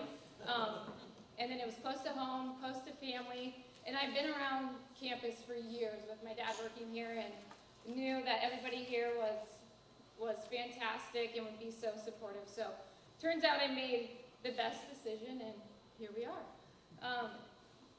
But athletics have always been a huge part of my life, and through my career I've had such a great support system. I feel like this award belongs to those people as much as it does to me. There's no way that I would be here tonight without a lot of great people who have helped me along the way. So first I have to thank my parents. It's funny when you're 15 years old and it's like 5:30 a.m. and your dad's dragging your butt out of bed to go pitch before school. You don't really, hop out of bed full of life saying, "Yes, thank you, Dad, for making me better today." So it's really not until you're like 30 and you have kids of your own when you finally realize and really understand, everything that your parents did for you. So thank you, Mom and Dad, for all of that. And really, your guys' names belong on this plaque just as much as mine do. So thank you. I also want to thank my great teammates that I played with here at Iowa Central and really throughout the course of my athletic career. When you get to college, everybody is there because they love the sport, because they love to compete, and really because they're good at it. And here at Iowa Central, I got to play with a lot of great athletes, and each one of them made me better every day. My job as a middle blocker on the volleyball court or as a pitcher, first baseman on the softball field really was very easy because they were all so good. And really, I think they probably made me look better than I actually was. But when the people around you are great, it pushes you to be great as well. And you have to be on top of your game at all times if you want to see any sort of playing time at the collegiate level. And those girls, they all forced me to do that. And as part of a team, you end up spending a lot of time with your teammates, on the field, in the court, the weight room, on the bus, study table, all of that stuff. And we dedicated so much energy and so much time to the sport, and we worked extremely hard. And I feel like each one of those girls deserves an award like this too. And then I also want to thank the two incredible coaches that I had here, and that was Coach Jim Deisler and softball coach Sandquist. They're both so incredibly knowledgeable about their sport and taught me a lot. And they pushed us. They pushed us in the classroom. They pushed us as athletes, and just to be the best that we could be, in life in general. Coach Sandquist, he sent me a message saying he couldn't be here tonight, but I do want to speak a little bit about how much of an impact he made on me as well as many athletes that he has coached. In my lifetime, I have never, ever, ever met a person that is more passionate about what they do than Coach Sandquist. It was funny. Like, I've never seen a grown man cry more than he did. He would cry when we won because he was so happy and just so happy that we were experiencing success and so proud of us. And then he would cry when we lost because he just, he felt for us. He knew how hard we worked and how bad we wanted it. And his emotion and passion was just, it was palpable. We all just felt it. He worked so hard to build a trusting relationship with each one of us. And now in my career as a coach and as a teacher, I strive to be like him. He taught me really that it's relationships that you build with people that's most important, and really to seek out something that you're passionate about. So I want to say thank you to those two great coaches for valuable lessons about sports and about life. I feel so lucky to have spent two of the best years of my life here at Iowa Central. The campus, the culture, everybody here, the staff are just second to none. The coaches, teachers, everybody here cares so deeply about each individual and about their successes. The students, the athletes, they're not just another person paying tuition, and that's why I loved my time here at Iowa Central. So it was an honor and a privilege to wear the Triton uniform, and I'm so grateful. Thank you.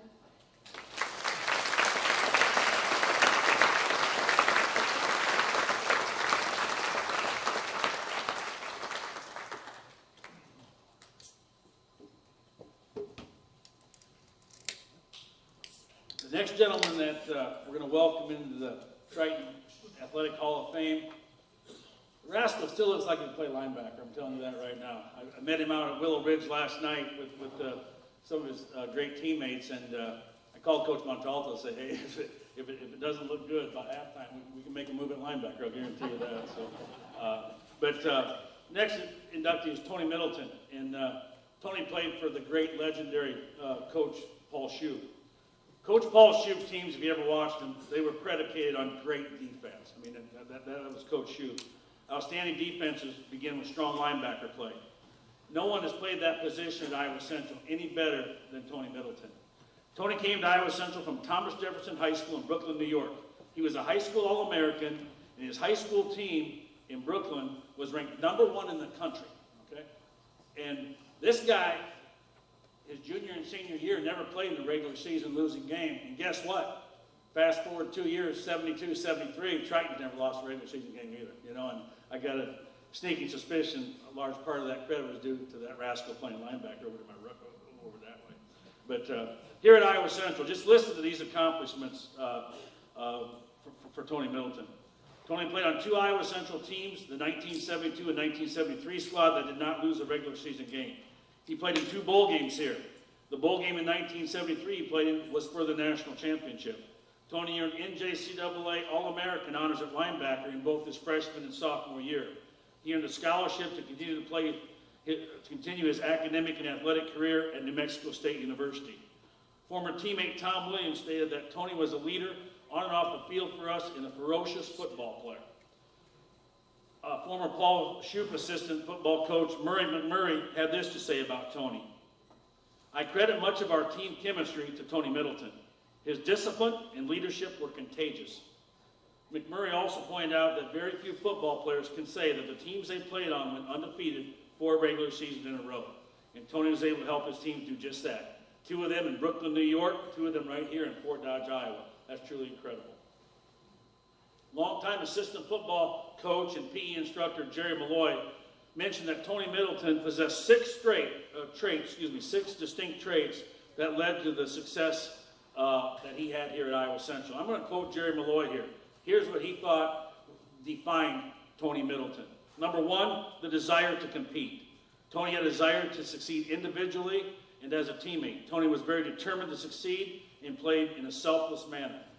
Number two, he was very confident. Tony had a strong self-belief. He was tenacious on defense in playing that linebacker position. Love of the game. Tony enjoyed being part of a team and played unselfishly. Physical and mental toughness. Tony was one of the most physically and mentally tough players that I have been associated with as an assistant coach. He displayed a never-give-up attitude. Tony was disciplined. His disciplined attitude was contagious to all of his teammates. And lastly, leadership. Tony was a quiet leader both on and off the field, letting his physical and mental skills be an example to his teammates. His actions spoke louder than his words. You know, I was an office mate to Jerry Malloy. We were side by side. Jerry Malloy didn't say a heck of a lot of great things about a lot of people, okay? He was brutally honest now, and he said, hey, I don't know about that guy. He said a lot of great things about this guy, and Jerry Malloy, not going to tell you something that's not true.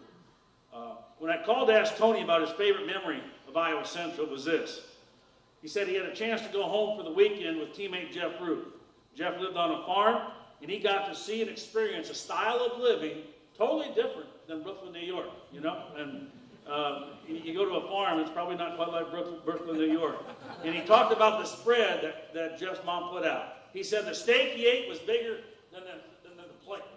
It overwhelmed the plate, and she had a spread of food that was crazy, but, you know, it just goes to show you, after 50 years, things don't change. A great home-cooked meal impresses the heck out of a college kid. And that's true today, and that's true 50 years ago when Tony Middleton played here. After earning his BA degree from New Mexico State University, Tony served 22 years in the United States Army and an additional 11 more years working for the Department of Defense. Think about that. I think that's a play on words. Two-time All-American linebacker working for the Department of Defense, right? And I think we were in pretty good shape when he was doing that. He and his wife Patricia are proud parents of 2 children and have 1 granddaughter. Before I bring Tony up to the podium, what sums up, you know, about probably the best things about Tony Middleton, what he meant to Iowa Central football and the teams, are the number of the former Triton football teammates that are here with him tonight to witness his induction. And I'd like those guys from 72, 73 that are here tonight to please stand. Let's give these guys a round of applause for supporting Tony Middleton.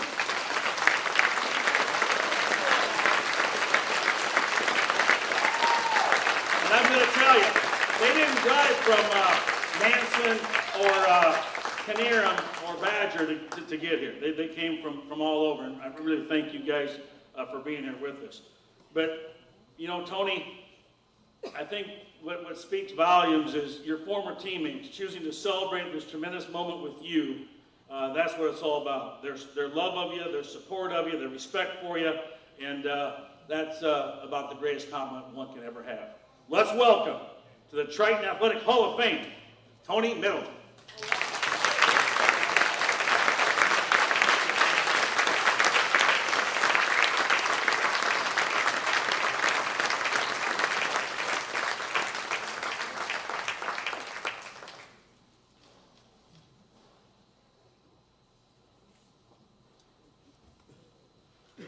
Good evening.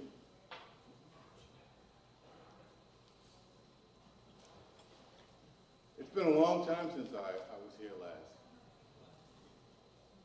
I see a lot of things have changed in the town and at the university, or the college. I would like to take this time to say thank you to Iowa Central Community College and the athletic department, and to everyone who helped put this event together. Thank you for adding me to ICC Hall of Fame. Tom, Ruth, thank you guys for your persistence in finding. I didn't know I was lost, but thank you anyway. I was supposed to be here to attend the 2015 Hall of Fame ceremony. Tom and Dave, they didn't give up on me, and they tracked me down, and I'm here today. Thank you, guys. I arrived here at Iowa Central Community College in 1972. It was a real culture shock for me. I was this young, inner city kid from Brooklyn, New York, going away from home for the very first time, all the way out west. I had no idea what life was going to be like here. But I was fortunate enough to meet several people who had a positive impact in my life. They helped me learn some of the very important life lessons, and in turn helped me to reach countless milestones in my life. The first person I met was Coach Shoup. Meeting Coach Shoup was like meeting an old friend. He was so much like my old high school coach. They both had the same mindset, the same winning spirit. He took a bunch of raw material and made it work. The way he communicated with me made me feel really comfortable being around him. He helped me adjust to life here at Iowa Central Community College and Fort Dodge also. He also helped me and make me feel comfortable and made me feel part of the team. I would like to quote something. He kind of reminded me of that. I would like to read a quote from Lou Holtz. He says, "Ability is what you are capable of doing. Motivation determines what you do. Attitude determines how well you do it." When I arrived here at Iowa Central Community College, I had the physical ability. Iowa Central Community College, mainly Coach Shoup, helped me stay motivated and develop and maintain a positive winning attitude.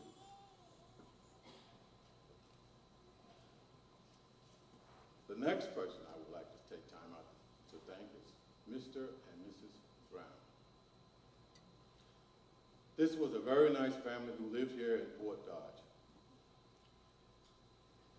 I would like to thank them both for opening up their home to some of us, athletes, and treated us as if we were their own kids.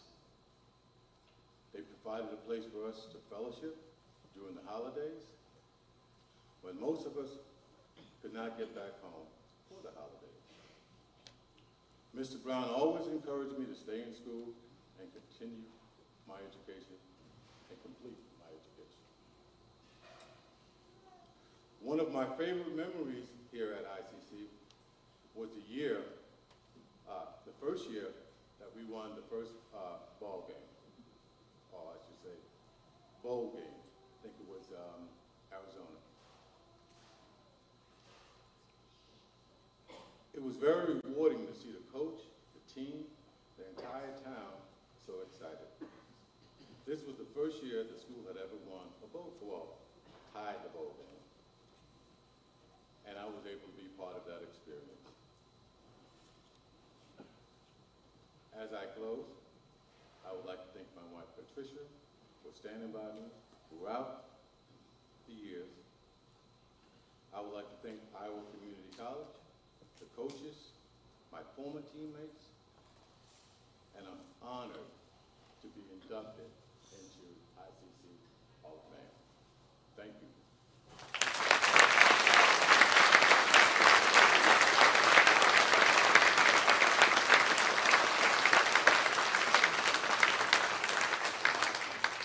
Nice job, Tony. We're going to take a quick 10-minute break, and here's the purpose of this break that we added for this year. Everything, in addition, that you see tonight is in support through our foundation. The silent auction is a critical element for that, to not only pay for tonight, but to also do everything for our students above and beyond that we can't through general aid from the state. So please get your final drinks.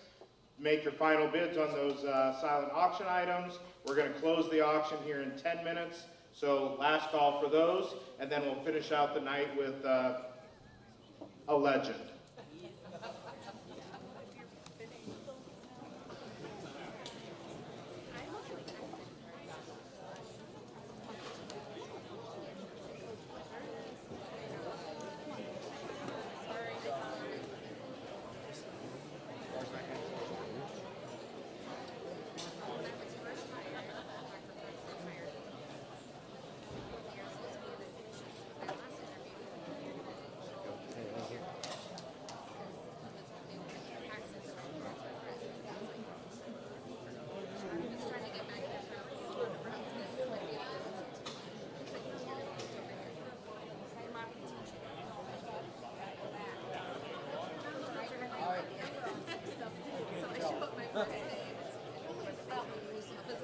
she's got her own.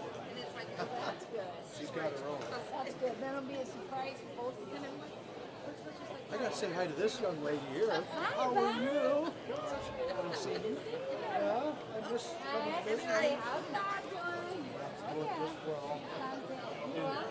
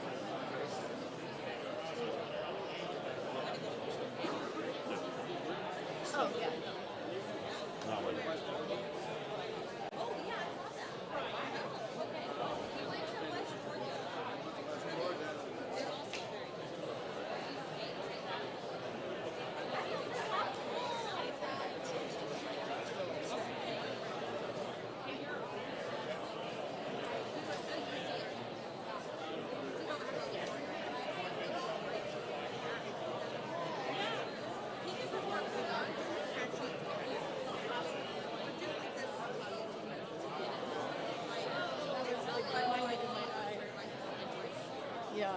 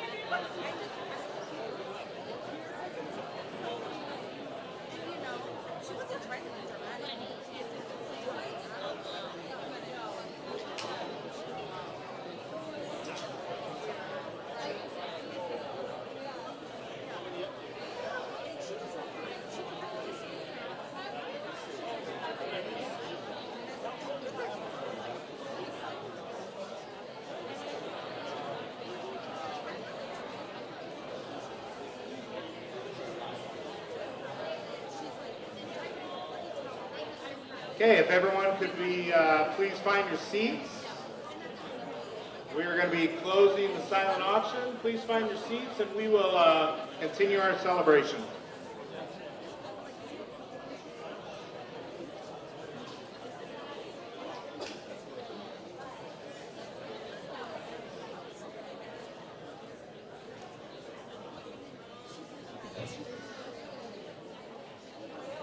At the conclusion of the evening, for those of you who win, that's what they call those on the silent auction, right? Winning.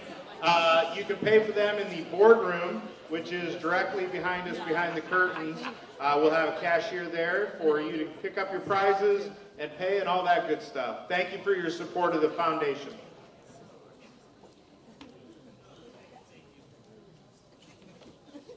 As we get ready to conclude the evening, just for those whoever won the 4 tickets on November 26th to the TCU Iowa State game, Tammy O'Toole at Decker Truck Line has to print the tickets off electronically, so just get a hold of her and she'll be happy to do that for that gift. I want to make mention of that. The other thing before we conclude, I would like every head and assistant Iowa Central Community College coach that's in attendance this evening to please stand. Our coaches here at Iowa Central that are head coaches, assistant coaches, part-time, full-time, whatever, please stand. We give these folks a round of applause, please.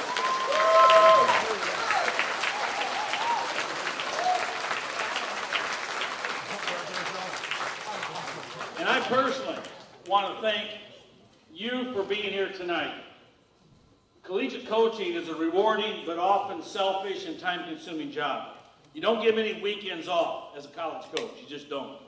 And I thank you for being here this evening to support our Hall of Fame inductees. Thanks to your loved ones, many of which are here with you tonight, for allowing you to coach here. You're the best group of coaches in the country, and we are lucky to have you here as part of Triton Nation. And I thank you for being here. It means a lot to us. Thank you.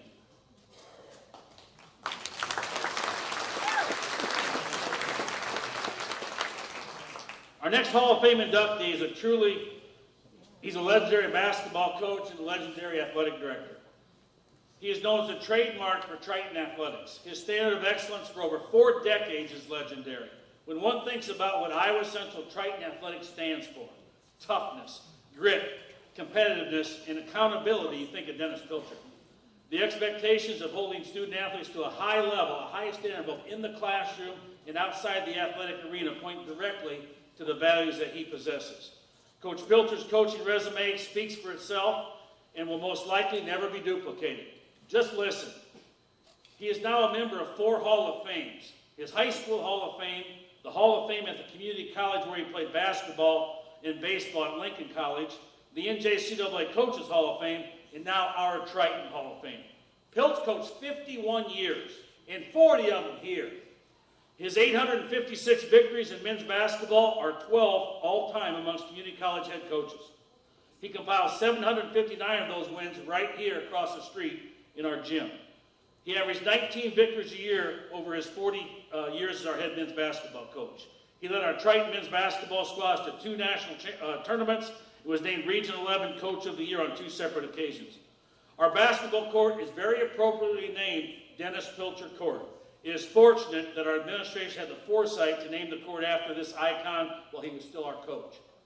Coach Pilcher doubled as both AD and head men's basketball coach for 20 years. In this day and age, I honestly don't know how the heck he did it. As AD at Iowa Central, we added these sports under his leadership: men and women's soccer, men and women's cross country, men and women's track and field, rodeo, cheer, dance, and marching band. Without him, we wouldn't have had it. It'd been a lot easier for him not to have it. You know, it would have been. Just coach basketball, don't worry about all other stuff, right? No, he didn't do it that way. He has played a huge role in creating the finest community college athletic program in the country.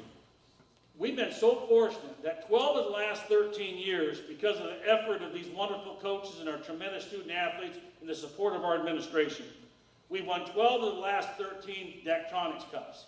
That means we're the #1 ranked community college athletic program in the country 12 of the last 13 years. And 8 years ago, when we didn't win it, we were sad. Okay? So that says something about the kind of people that just stood up in this room heading the programs. And we don't plan to stop, by the way, okay? Just so everybody knows. As athletic director, Coach Pilcher was so unselfish with his time. He spent time away from his men's basketball planning and preparation to attend and supervise all the other college home sporting events. He would be in his office watching practice film or game film or planning the next men's basketball practice and be interrupted countless times a day with budget questions, advice on how to handle a particular situation with a student athlete, or how to obtain a signature for a PO or a check request.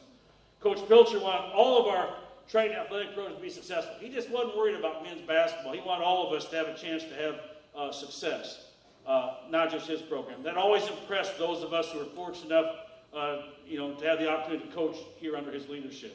I am certain that taking that athletic director job while still being the head men's basketball coach was a huge distraction for him. He was able to juggle the dual roles masterfully in both his men's basketball program and our entire Triton athletic program thrived under his leadership and guidance. Coach Pilcher was a tremendous role model and great mentor for so many of us younger coaches that coached here with him. He led by example. He never deviated, ever. His actions spoke louder than his words. I remember my job interview in 1996 with Coach Pilcher for the head football job here. In his words, "I'm not worried about your ability to coach football. Can you get the guys to go to class? Can you get them to go to bed at night, okay? Will you recruit guys that have character and that will follow instruction?" Then he added, "I want you to run a champagne program on a beer budget," okay? So that's Coach Pilcher. That's what we tried to do. It was a pleasure being the head football coach here under his leadership as athletic director. He was ultra supportive of our program and gracious with his time. He took time away from his men's basketball program and his own team to support our football program. And I will always be indebted to him for that. Coach Pilcher's favorite memories over his 40 years spent here at Iowa Central, there was 3 that stuck out to him. Number 1, being part of the Iowa Central Athletic Department growth and success. We grew sports. Right now, we have 973 student athletes that live on this campus in our 31 athletic programs, in large part because of Dennis Pilcher. The success and achievements of all of his players and the message he continues to receive from them about how they appreciate their time and experience here stick out to him. He remembers many great games and victories, but the process over the time spent was the most rewarding for Coach Pilcher. Dennis and Donna Pilcher are proud parents of 3 tremendous athletes themselves. Mitzi, John, and Amanda were all outstanding high school and collegiate student athletes. Behind every successful coach, there is someone who allows them to be successful. On behalf of all of us Triton coaches and student athletes, I want to personally thank Donna for allowing him to spend the countless hours and nights away from home so that he could thrive as our leader and mentor for Triton athletics. Thanks a bunch, Donna. And I mean that.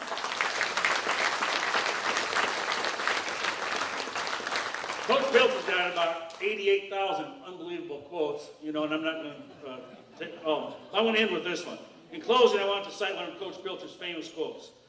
"Athletics don't build character, they reveal character." This man's work ethic and character laid the foundation for what Triton Athletics stands for to this day. Let's welcome our mentor and our great friend, Dennis Pilcher, into the Iowa Central Hall of Fame.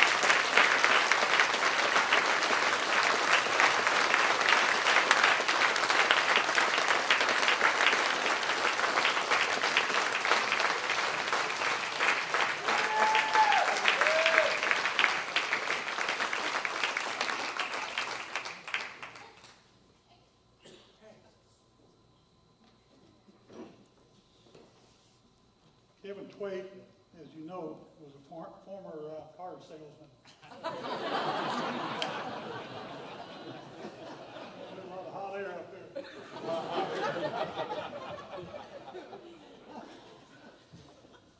Kevin Twait probably saved my job.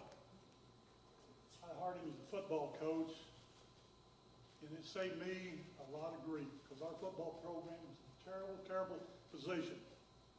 And I hired him, and he turned around and did a tremendous job. And like I said, it saved me a lot of nights, a lot of times of worrying. So I really appreciate him. Appreciate Dr. Ulrich here. I know he'll do a great job. Also, like to congratulate all the honorees here.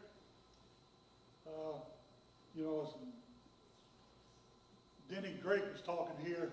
Played football for Coach Shue. You guys played for Coach Shue. Man, he was quite a guy. I mean, I was here for 20 years with him, and he was enjoyable.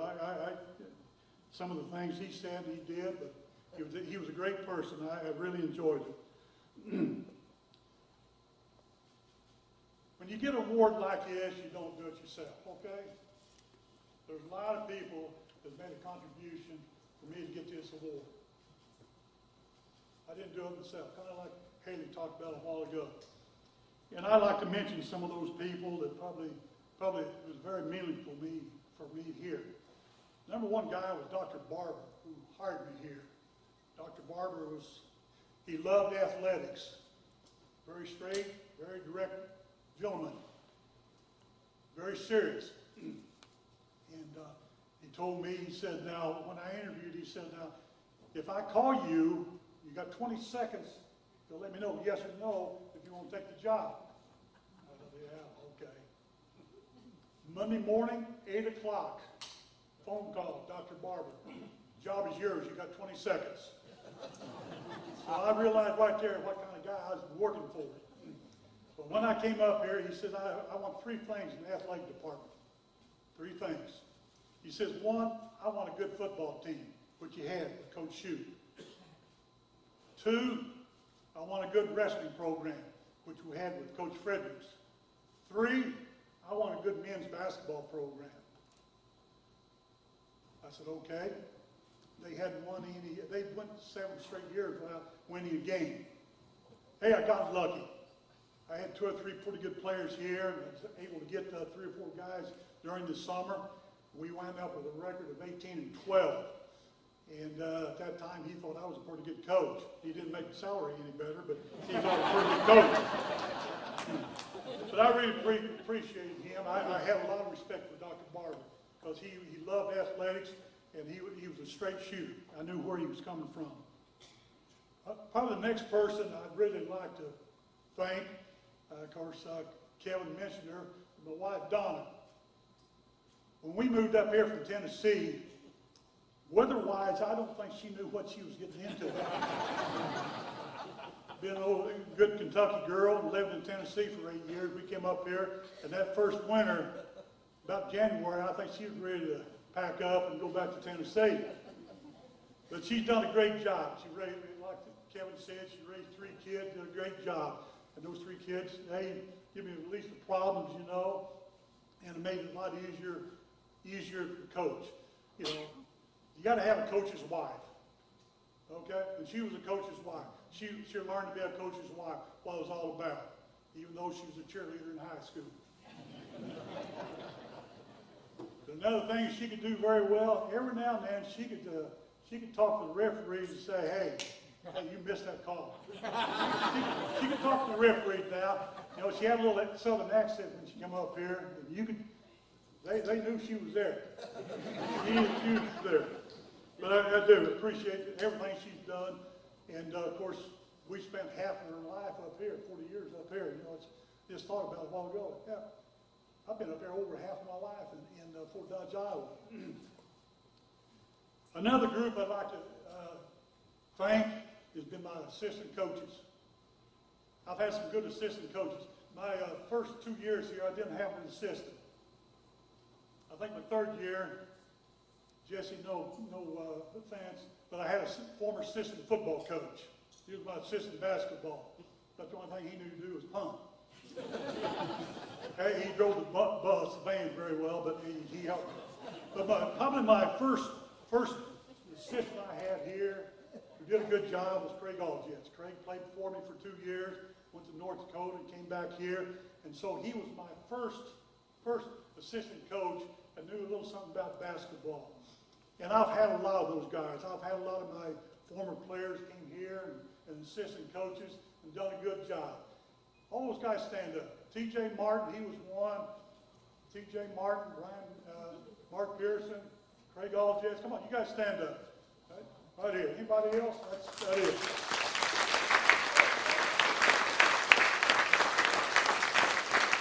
Chad Hayley was around here someplace. He was assistant for 15 years. And he finally got the job. Oh, he's already standing. He did a great job for 15 years, and he's the head coach now. And another former player, Ty Kramer, is an assistant with him. And so, you know, I'm proud that my assistant coaches came back and want to be my assistant. You know, and another thing, you know, some of these players like me so well. They like me so well. I think 7 of them come back here and are working here. Man, that's something else. I don't know. You know, they're a worker here. Some of them here. I don't know, Toby Benecke and some of these guys. They came back. And so, you know, I thank a lot of my players, the assistant coaches, great job. Last but not least is my players, basketball players. Kevin said I won so many games. No, I didn't. My players won the games. I did not score a point. I did not get a rebound. About the only thing I've had in the scorebook is some technical fouls. That's the only thing I've got in the scorebook. But I feel like I was lucky when I came here. I think the administration really wanted us to recruit area kids. And I was lucky because there were some guys in the area who could play basketball. I don't know how many years at Palmer. I think I've had 11 or 12 players from Palmer came over here and played. And I was very, very lucky. There was guys in the area at that time who could play basketball. They knew how to play basketball and got them here. And that really gave them the opportunity to get things going. We'll talk about the 82 team here in a couple of minutes. But I feel fortunate because those guys are around here, played and contributed, you know, and all my guys that played for me, so many of them went on to four-year schools and played and got their education. To me, that's what it's all about. When I recruited a guy, I didn't recruit a guy on talent alone. Didn't recruit. I recruited a guy that I thought would buy in, would want to play for me.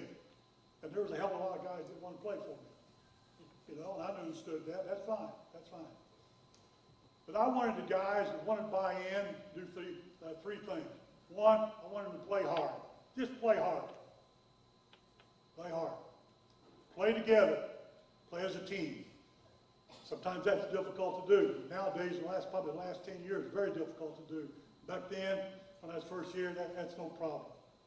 And the third thing I wanted to do, I wanted them to use basketball to get an education.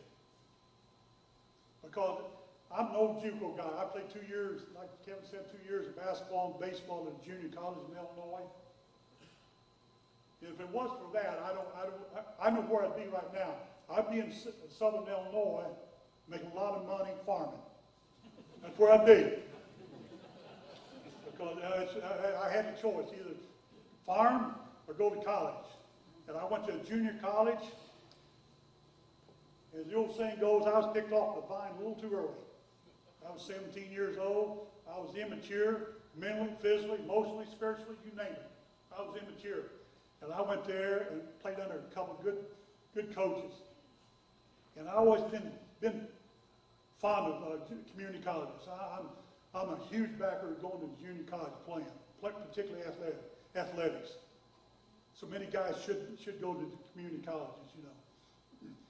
And I've been asked a lot of times, you know, why did you get in coaching? I said, well, it's pretty simple. Number one, I was too lazy to get a job. And secondly, I wasn't smart enough to do anything else.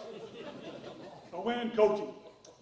But I had some great coaches, and I used a lot of things. Those coaches I had, I used it as a coach. And so that's what I look for when I recruited basketball players, you know. And I'm proud, in fact, that I got a lot of guys come here, wasn't highly recruited. They came here, and they worked hard, and they got a scholarship, went on someplace and played, got their degree. That's the most thing I'm proud of. It's better than all the wins. Because I got a bunch of guys over there has done a great job. You know, I think really the test of your program, your coaching is, what are those guys doing 10 years after they leave school? How much success they have, they have. And so, I'm proud of all the players I've had. You know, thinking about it, I have to give Kevin some information, I had 5 All-Americans here, 5 JUCO All-Americans. And all 5 of those guys, nobody recruited them. Did I make them All-Americans? No. But those guys came here and worked hard and made themselves better basketball players. And man, that's what teaching is all about. Coaching is teaching. I taught basketball. And I'm so proud to see those guys, the success they've had. That's what it's all about. just like my own kids. They're a success. I mean, they're in education. I guess that's a success nowadays if you're a teacher. I wonder about that. But that's to me, that's the biggest thing that I enjoyed about coaching is seeing those guys grow, mature, become better basketball players. And of course, I've been asked many times, well, you're here 40 years, why didn't you go on someplace else? Well, nobody else wanted to hire me, really. But I got to say something else, you know. But no, I enjoyed it. Tremendous growth in this school. In 1979, there was a cow pasture out there called a practice football field. You know, you look down there and see the towers down there, and all this stuff wasn't here. And it's just been amazing, the growth of this school. And like I told Kevin, I'm just glad to be, happy to be part of it. It was a lot of fun. There were some ups and downs, but there were a lot more ups than there was downs, okay? Probably about every president I worked for at one time or the other wanted to fire me. If I'd worked for you, you probably wanted to fire me too. So, you know, I'm used to that. But I'd like to thank the people in Iowa Central for anything you've done for me to put me in this position right here, to be in the Iowa Central Hall of Fame.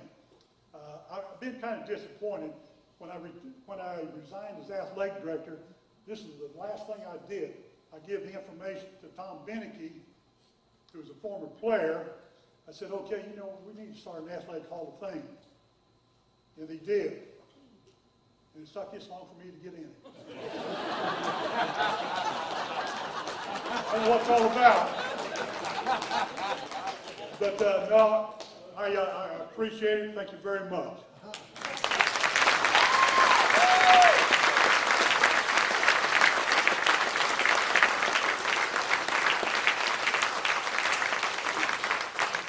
Thanks, Coach. Coach mentioned, you know, he had some guys from Palmer that came over and helped. They knew how to play basketball. I didn't think Palmer got very good till Palmer went with them, but I guess they did on their own too. Tom Benecke always told me we weren't real good at the Panthers at Palmer until Palmer got involved and got really good.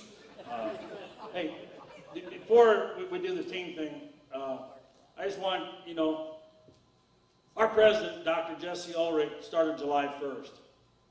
The impact he's had here in 3 months in the meetings with all faculty, staff, the meetings that we've been in, we're darn lucky to have that rascal right there as our president. Let's give this man a hand, please. His vision, leadership, decisiveness is it's remarkable, spot on, and you're going to see this college grow leaps and bounds under Dr. Ulrich's leadership. The last final induction of the night is a team induction. We always say that for the end. There's nothing more special than a team, just like the team that got inducted a few years ago, the football team, getting inducted. And the final Hall of Fame induction tonight will be that of the 1982 Triton men's basketball team. And there is no one better to induct them into the Hall of Fame than that guy right there, because he was your coach. So, Coach, come up and induct these guys, please.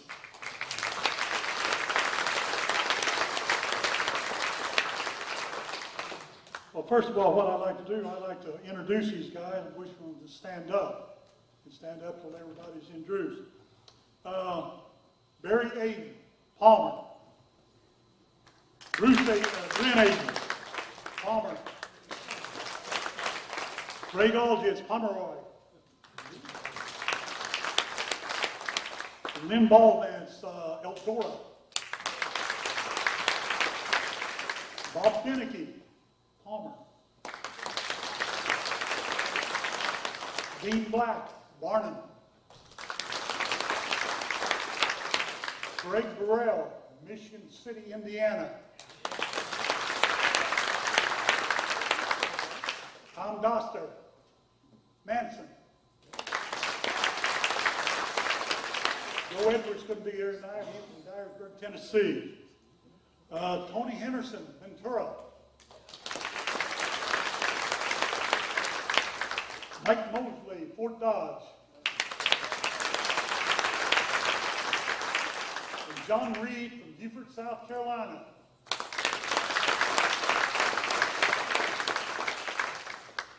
This team went 28-4. They didn't lose the game, but they got beat 4 times. There's a difference. There's a difference. They got beat 4 times. One of those teams by a team from Yugoslavia, national team, really good. I think they came over here and beat us 3 or 4 points. And of course, we had to play international rules a little different. I think during the year we was ranked the highest 5th. We was in the top 10 about all year, and that was back in when you didn't have division 1, 2, and 3. We all together there, and that was some big time JUCO programs we ranked. We tied for 2nd place in the history for most wins in the season. 15 members, had 15 members on this team, and 9 of them from this area right here. Like I said, I was lucky, very lucky. I think that was very, very meaningful. 5 of those guys went on and played Division II basketball, did very, very well. Okay? Good, very, very good basketball team. I'm going to go out and I want to say this. I've never said this before. Like my kids, I never compare my basketball team or players. Never did do it. But I'm going to say about this team right here. In my 40 years of coaching JUCO ball in Iowa, they're probably the best team I've ever seen. The best team. Now, I didn't say the most talented. I didn't say that. There's been some talented teams, but I'm talking about the best basketball team that played both ends of the floor, practiced hard every day, and just competed very, very hard. It was a group of guys, I don't know, I was lucky. They just mended together. I had a ball handler there in Brent Aiden, Craig All-Jets. He was a 2 guard who couldn't shoot. And I told him he couldn't shoot. But he was one heck of a defensive player. I've seen him intimidate players. One of the best players Ellsworth had. He guarded him one night and got to take himself out of the game. He didn't want no more National All-Jets. Great defensive player. Bob Benecke, he had the basketball in his hands. He had a good shot. He shooter, good shooter. Joe Edwards could shoot it. John Reed was inside, and he did a great job on the boards. His sophomore year, he had a very, very good year. First year, John, I think he had some adjustment problems with me. It was kind of surprising. With my personality, I thought we'd hit it off. But he did a great job. But what really capped this team off was the bench. Your bench is going to determine how good your team is. I don't care if it's volleyball, football, or what it is. I had some guys on the bench that come off the bench. They practice every day. They practice hard. And some days I thought, boy, them guys are stupid coming out here and practice, knowing they're not going to sometimes not get to play a lot. But those guys came off the bench. Craig Burrell came off the bench and did a great job. I was telling somebody this afternoon, I think Craig Burrell had the greatest hands I've ever seen on a guy. Velcro. He'd get his hands on the basketball, and it was his. It was amazing how he could get the basketball. Get it out, make an outlet pass, or just pass the basketball. And then Tom and Dean and those guys, they practiced. And there was not one time in that year we practiced that I went in the office and walked off the floor and said, God, the way we practice today, we set basketball back 2 years. Never one time. Never one time. These guys practice hard every day. And to me, they're the best basketball team I've seen in the 40 years here. Best competitive basketball team I've seen. And I'm proud to say that I coach those guys. Really, my biggest job I had to do with them is to get them to and from the games. Because these guys, they knew how to play basketball. They knew how to play basketball because they came from good programs, had good coaches. And it made it a lot easier for me. And the year they left, boy, I struggled. Well, hell, I had to go back coaching. I had to do a little teaching. And I really missed those guys. And to summarize it, I think it really to summarize this team, we practiced one afternoon, and an assistant coach from North Dakota came down there, and he was recruiting Bob Benecke. And we practiced, and in the practice, we was talking. He said, who's the about 6'3", 6'4", black-headed kid over there? He gave a number. I don't know what the number was. I said, well, that's Craig All-Jets. He says, does he always practice play like that? I said, yes. he got a scholarship in North Dakota. And that's why Craig Aldridge was recruiting in North Dakota, right there, because it's just his hard work. And this team, it just summarized the team. I remember a guy that I have a deep respect for. And he didn't play a lot of basketball. I think he played baseball. And I think he went on to Northwest Missouri and played baseball. Didn't he, Tony? Tony Henderson. Tony Henderson came from Laverne. And the first day of conditioning, we ran out there on the track out there on the street. And Tony, we ran 2 or 3 200s. And Tony, we left. Tony was laying there at the stop sign. He was in bad shape. So we go up to the weight room, and a few minutes later, here comes Tony dragging in there, and he lifts weights. And I thought, well, I want to see him Wednesday, because we run Monday, Wednesday, Friday. He was back out Wednesday, ran. He didn't hug that stop sign as long. And slowly but surely, he got in shape. And again, that just summarized up this team.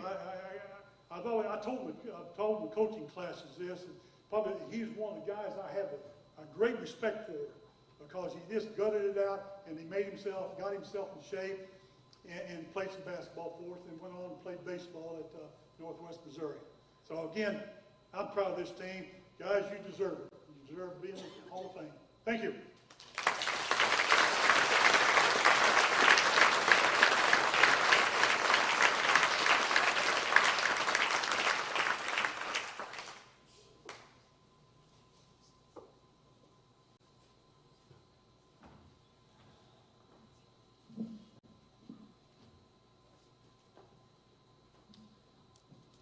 Well, this is the Hall of Fame induction, and I had a bunch of roast comments about Coach Pilcher.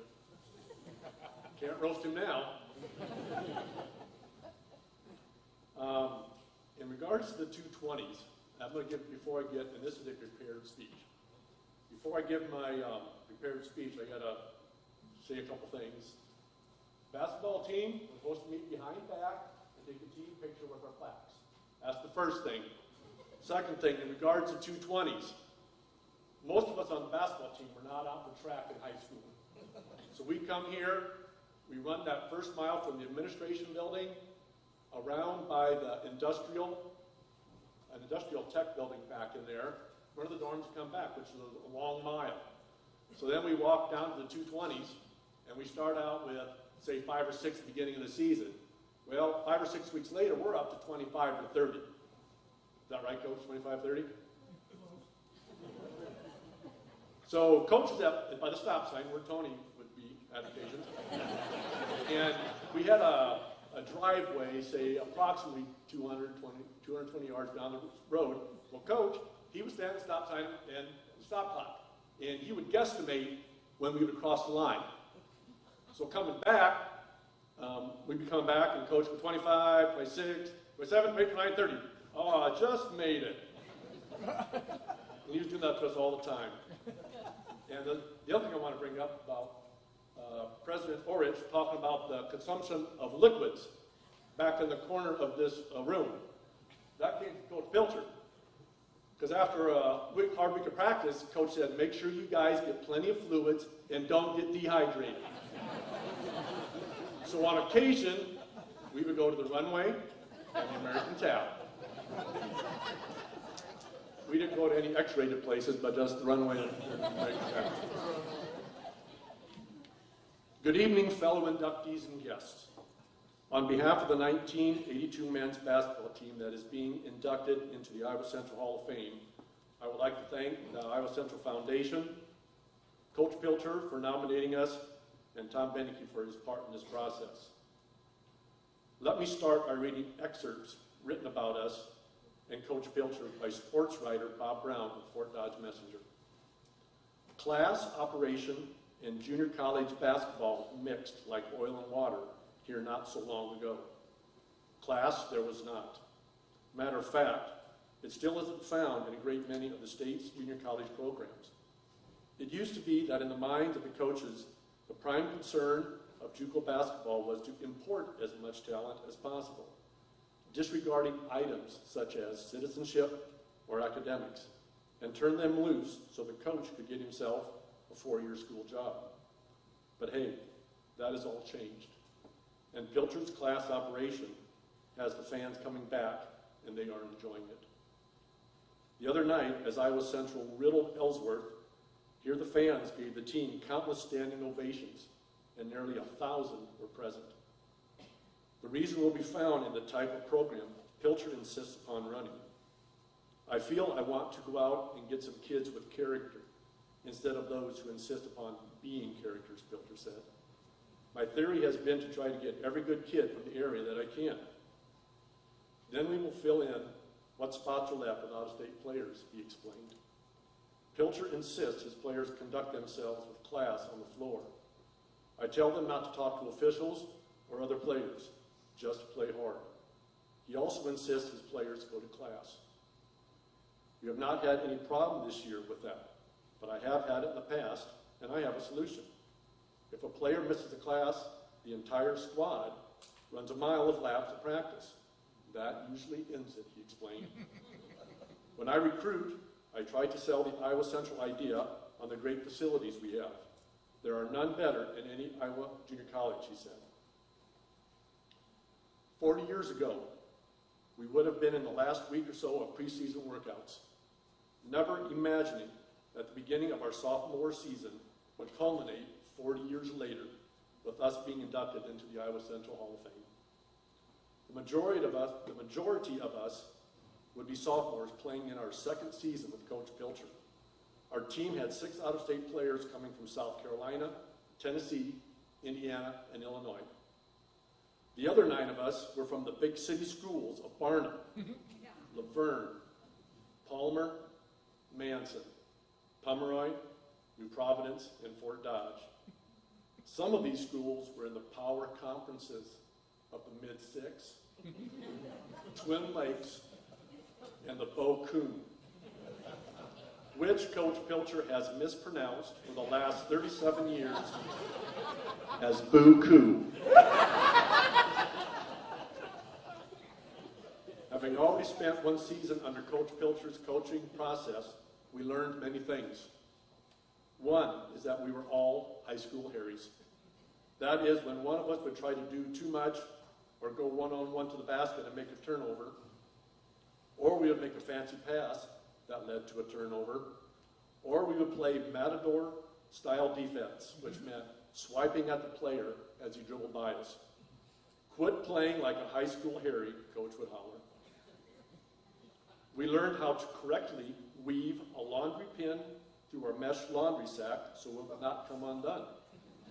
If the sack did come undone and your practice gear spilled out, you would get special individual recognition at practice, which meant extra running, sit-ups, or push-ups. We learned not to wear jewelry at practice. If you did, special individual recognition at practice. We learned to pick up the locker room after practice. If not, special team recognition at practice. We learned to be on time in all basketball-related functions. If not, we learned to go to class. If not, with the above rules etched in our minds, we also learned how to play team basketball. The team concept was stressed, not individuals. Fundamentals of basketball were taught and practiced every day. Drills were designed to always have a winner and a loser. This made practices very competitive. Hating to lose was being instilled in us. We were asked repeatedly, do you want to compete or participate? And compete we did. We had a 28-4 record. We started the season 11-0, and we were ranked as high as 5th nationally for junior college basketball teams. Practices and playing games did take up a lot of our time, but it did conjure up many memories, like running 220s, the dreaded rebounding rim, fitting 12 of us into what seemed like a 10-passenger van, getting set lunch meals from cafeteria to eat on road trips, and being given either $2, $3, or $4 for meals after the game. It seemed the dollar amount we received depended upon how good we played, or if Coach was in a generous mood or not. We were a group of guys who got along.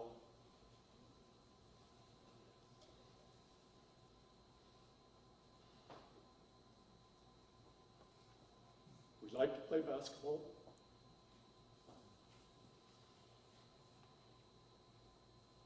And we had a coach who shaped and molded us into what can now be called the Hall of Fame class of 2021. Thank you.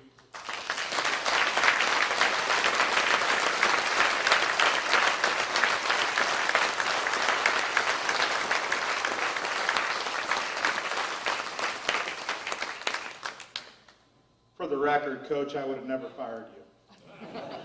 There may have been one hell of an early retirement incentive, but I would have never fired you.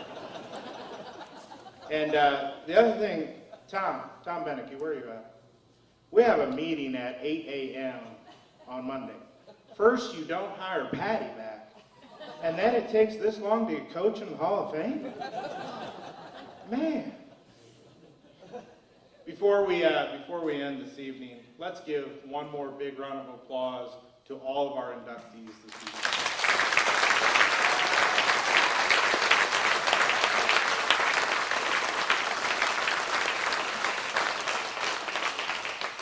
I want to thank all of you for sharing your memories, your highlights.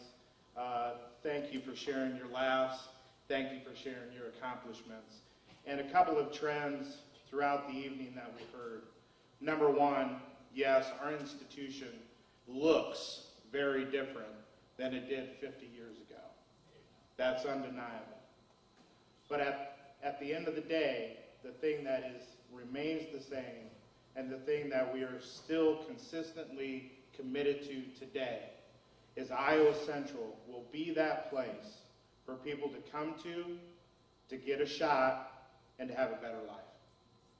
We couldn't do it without people like you, and we couldn't do it without your support. Thank you for a wonderful evening. Safe travels home.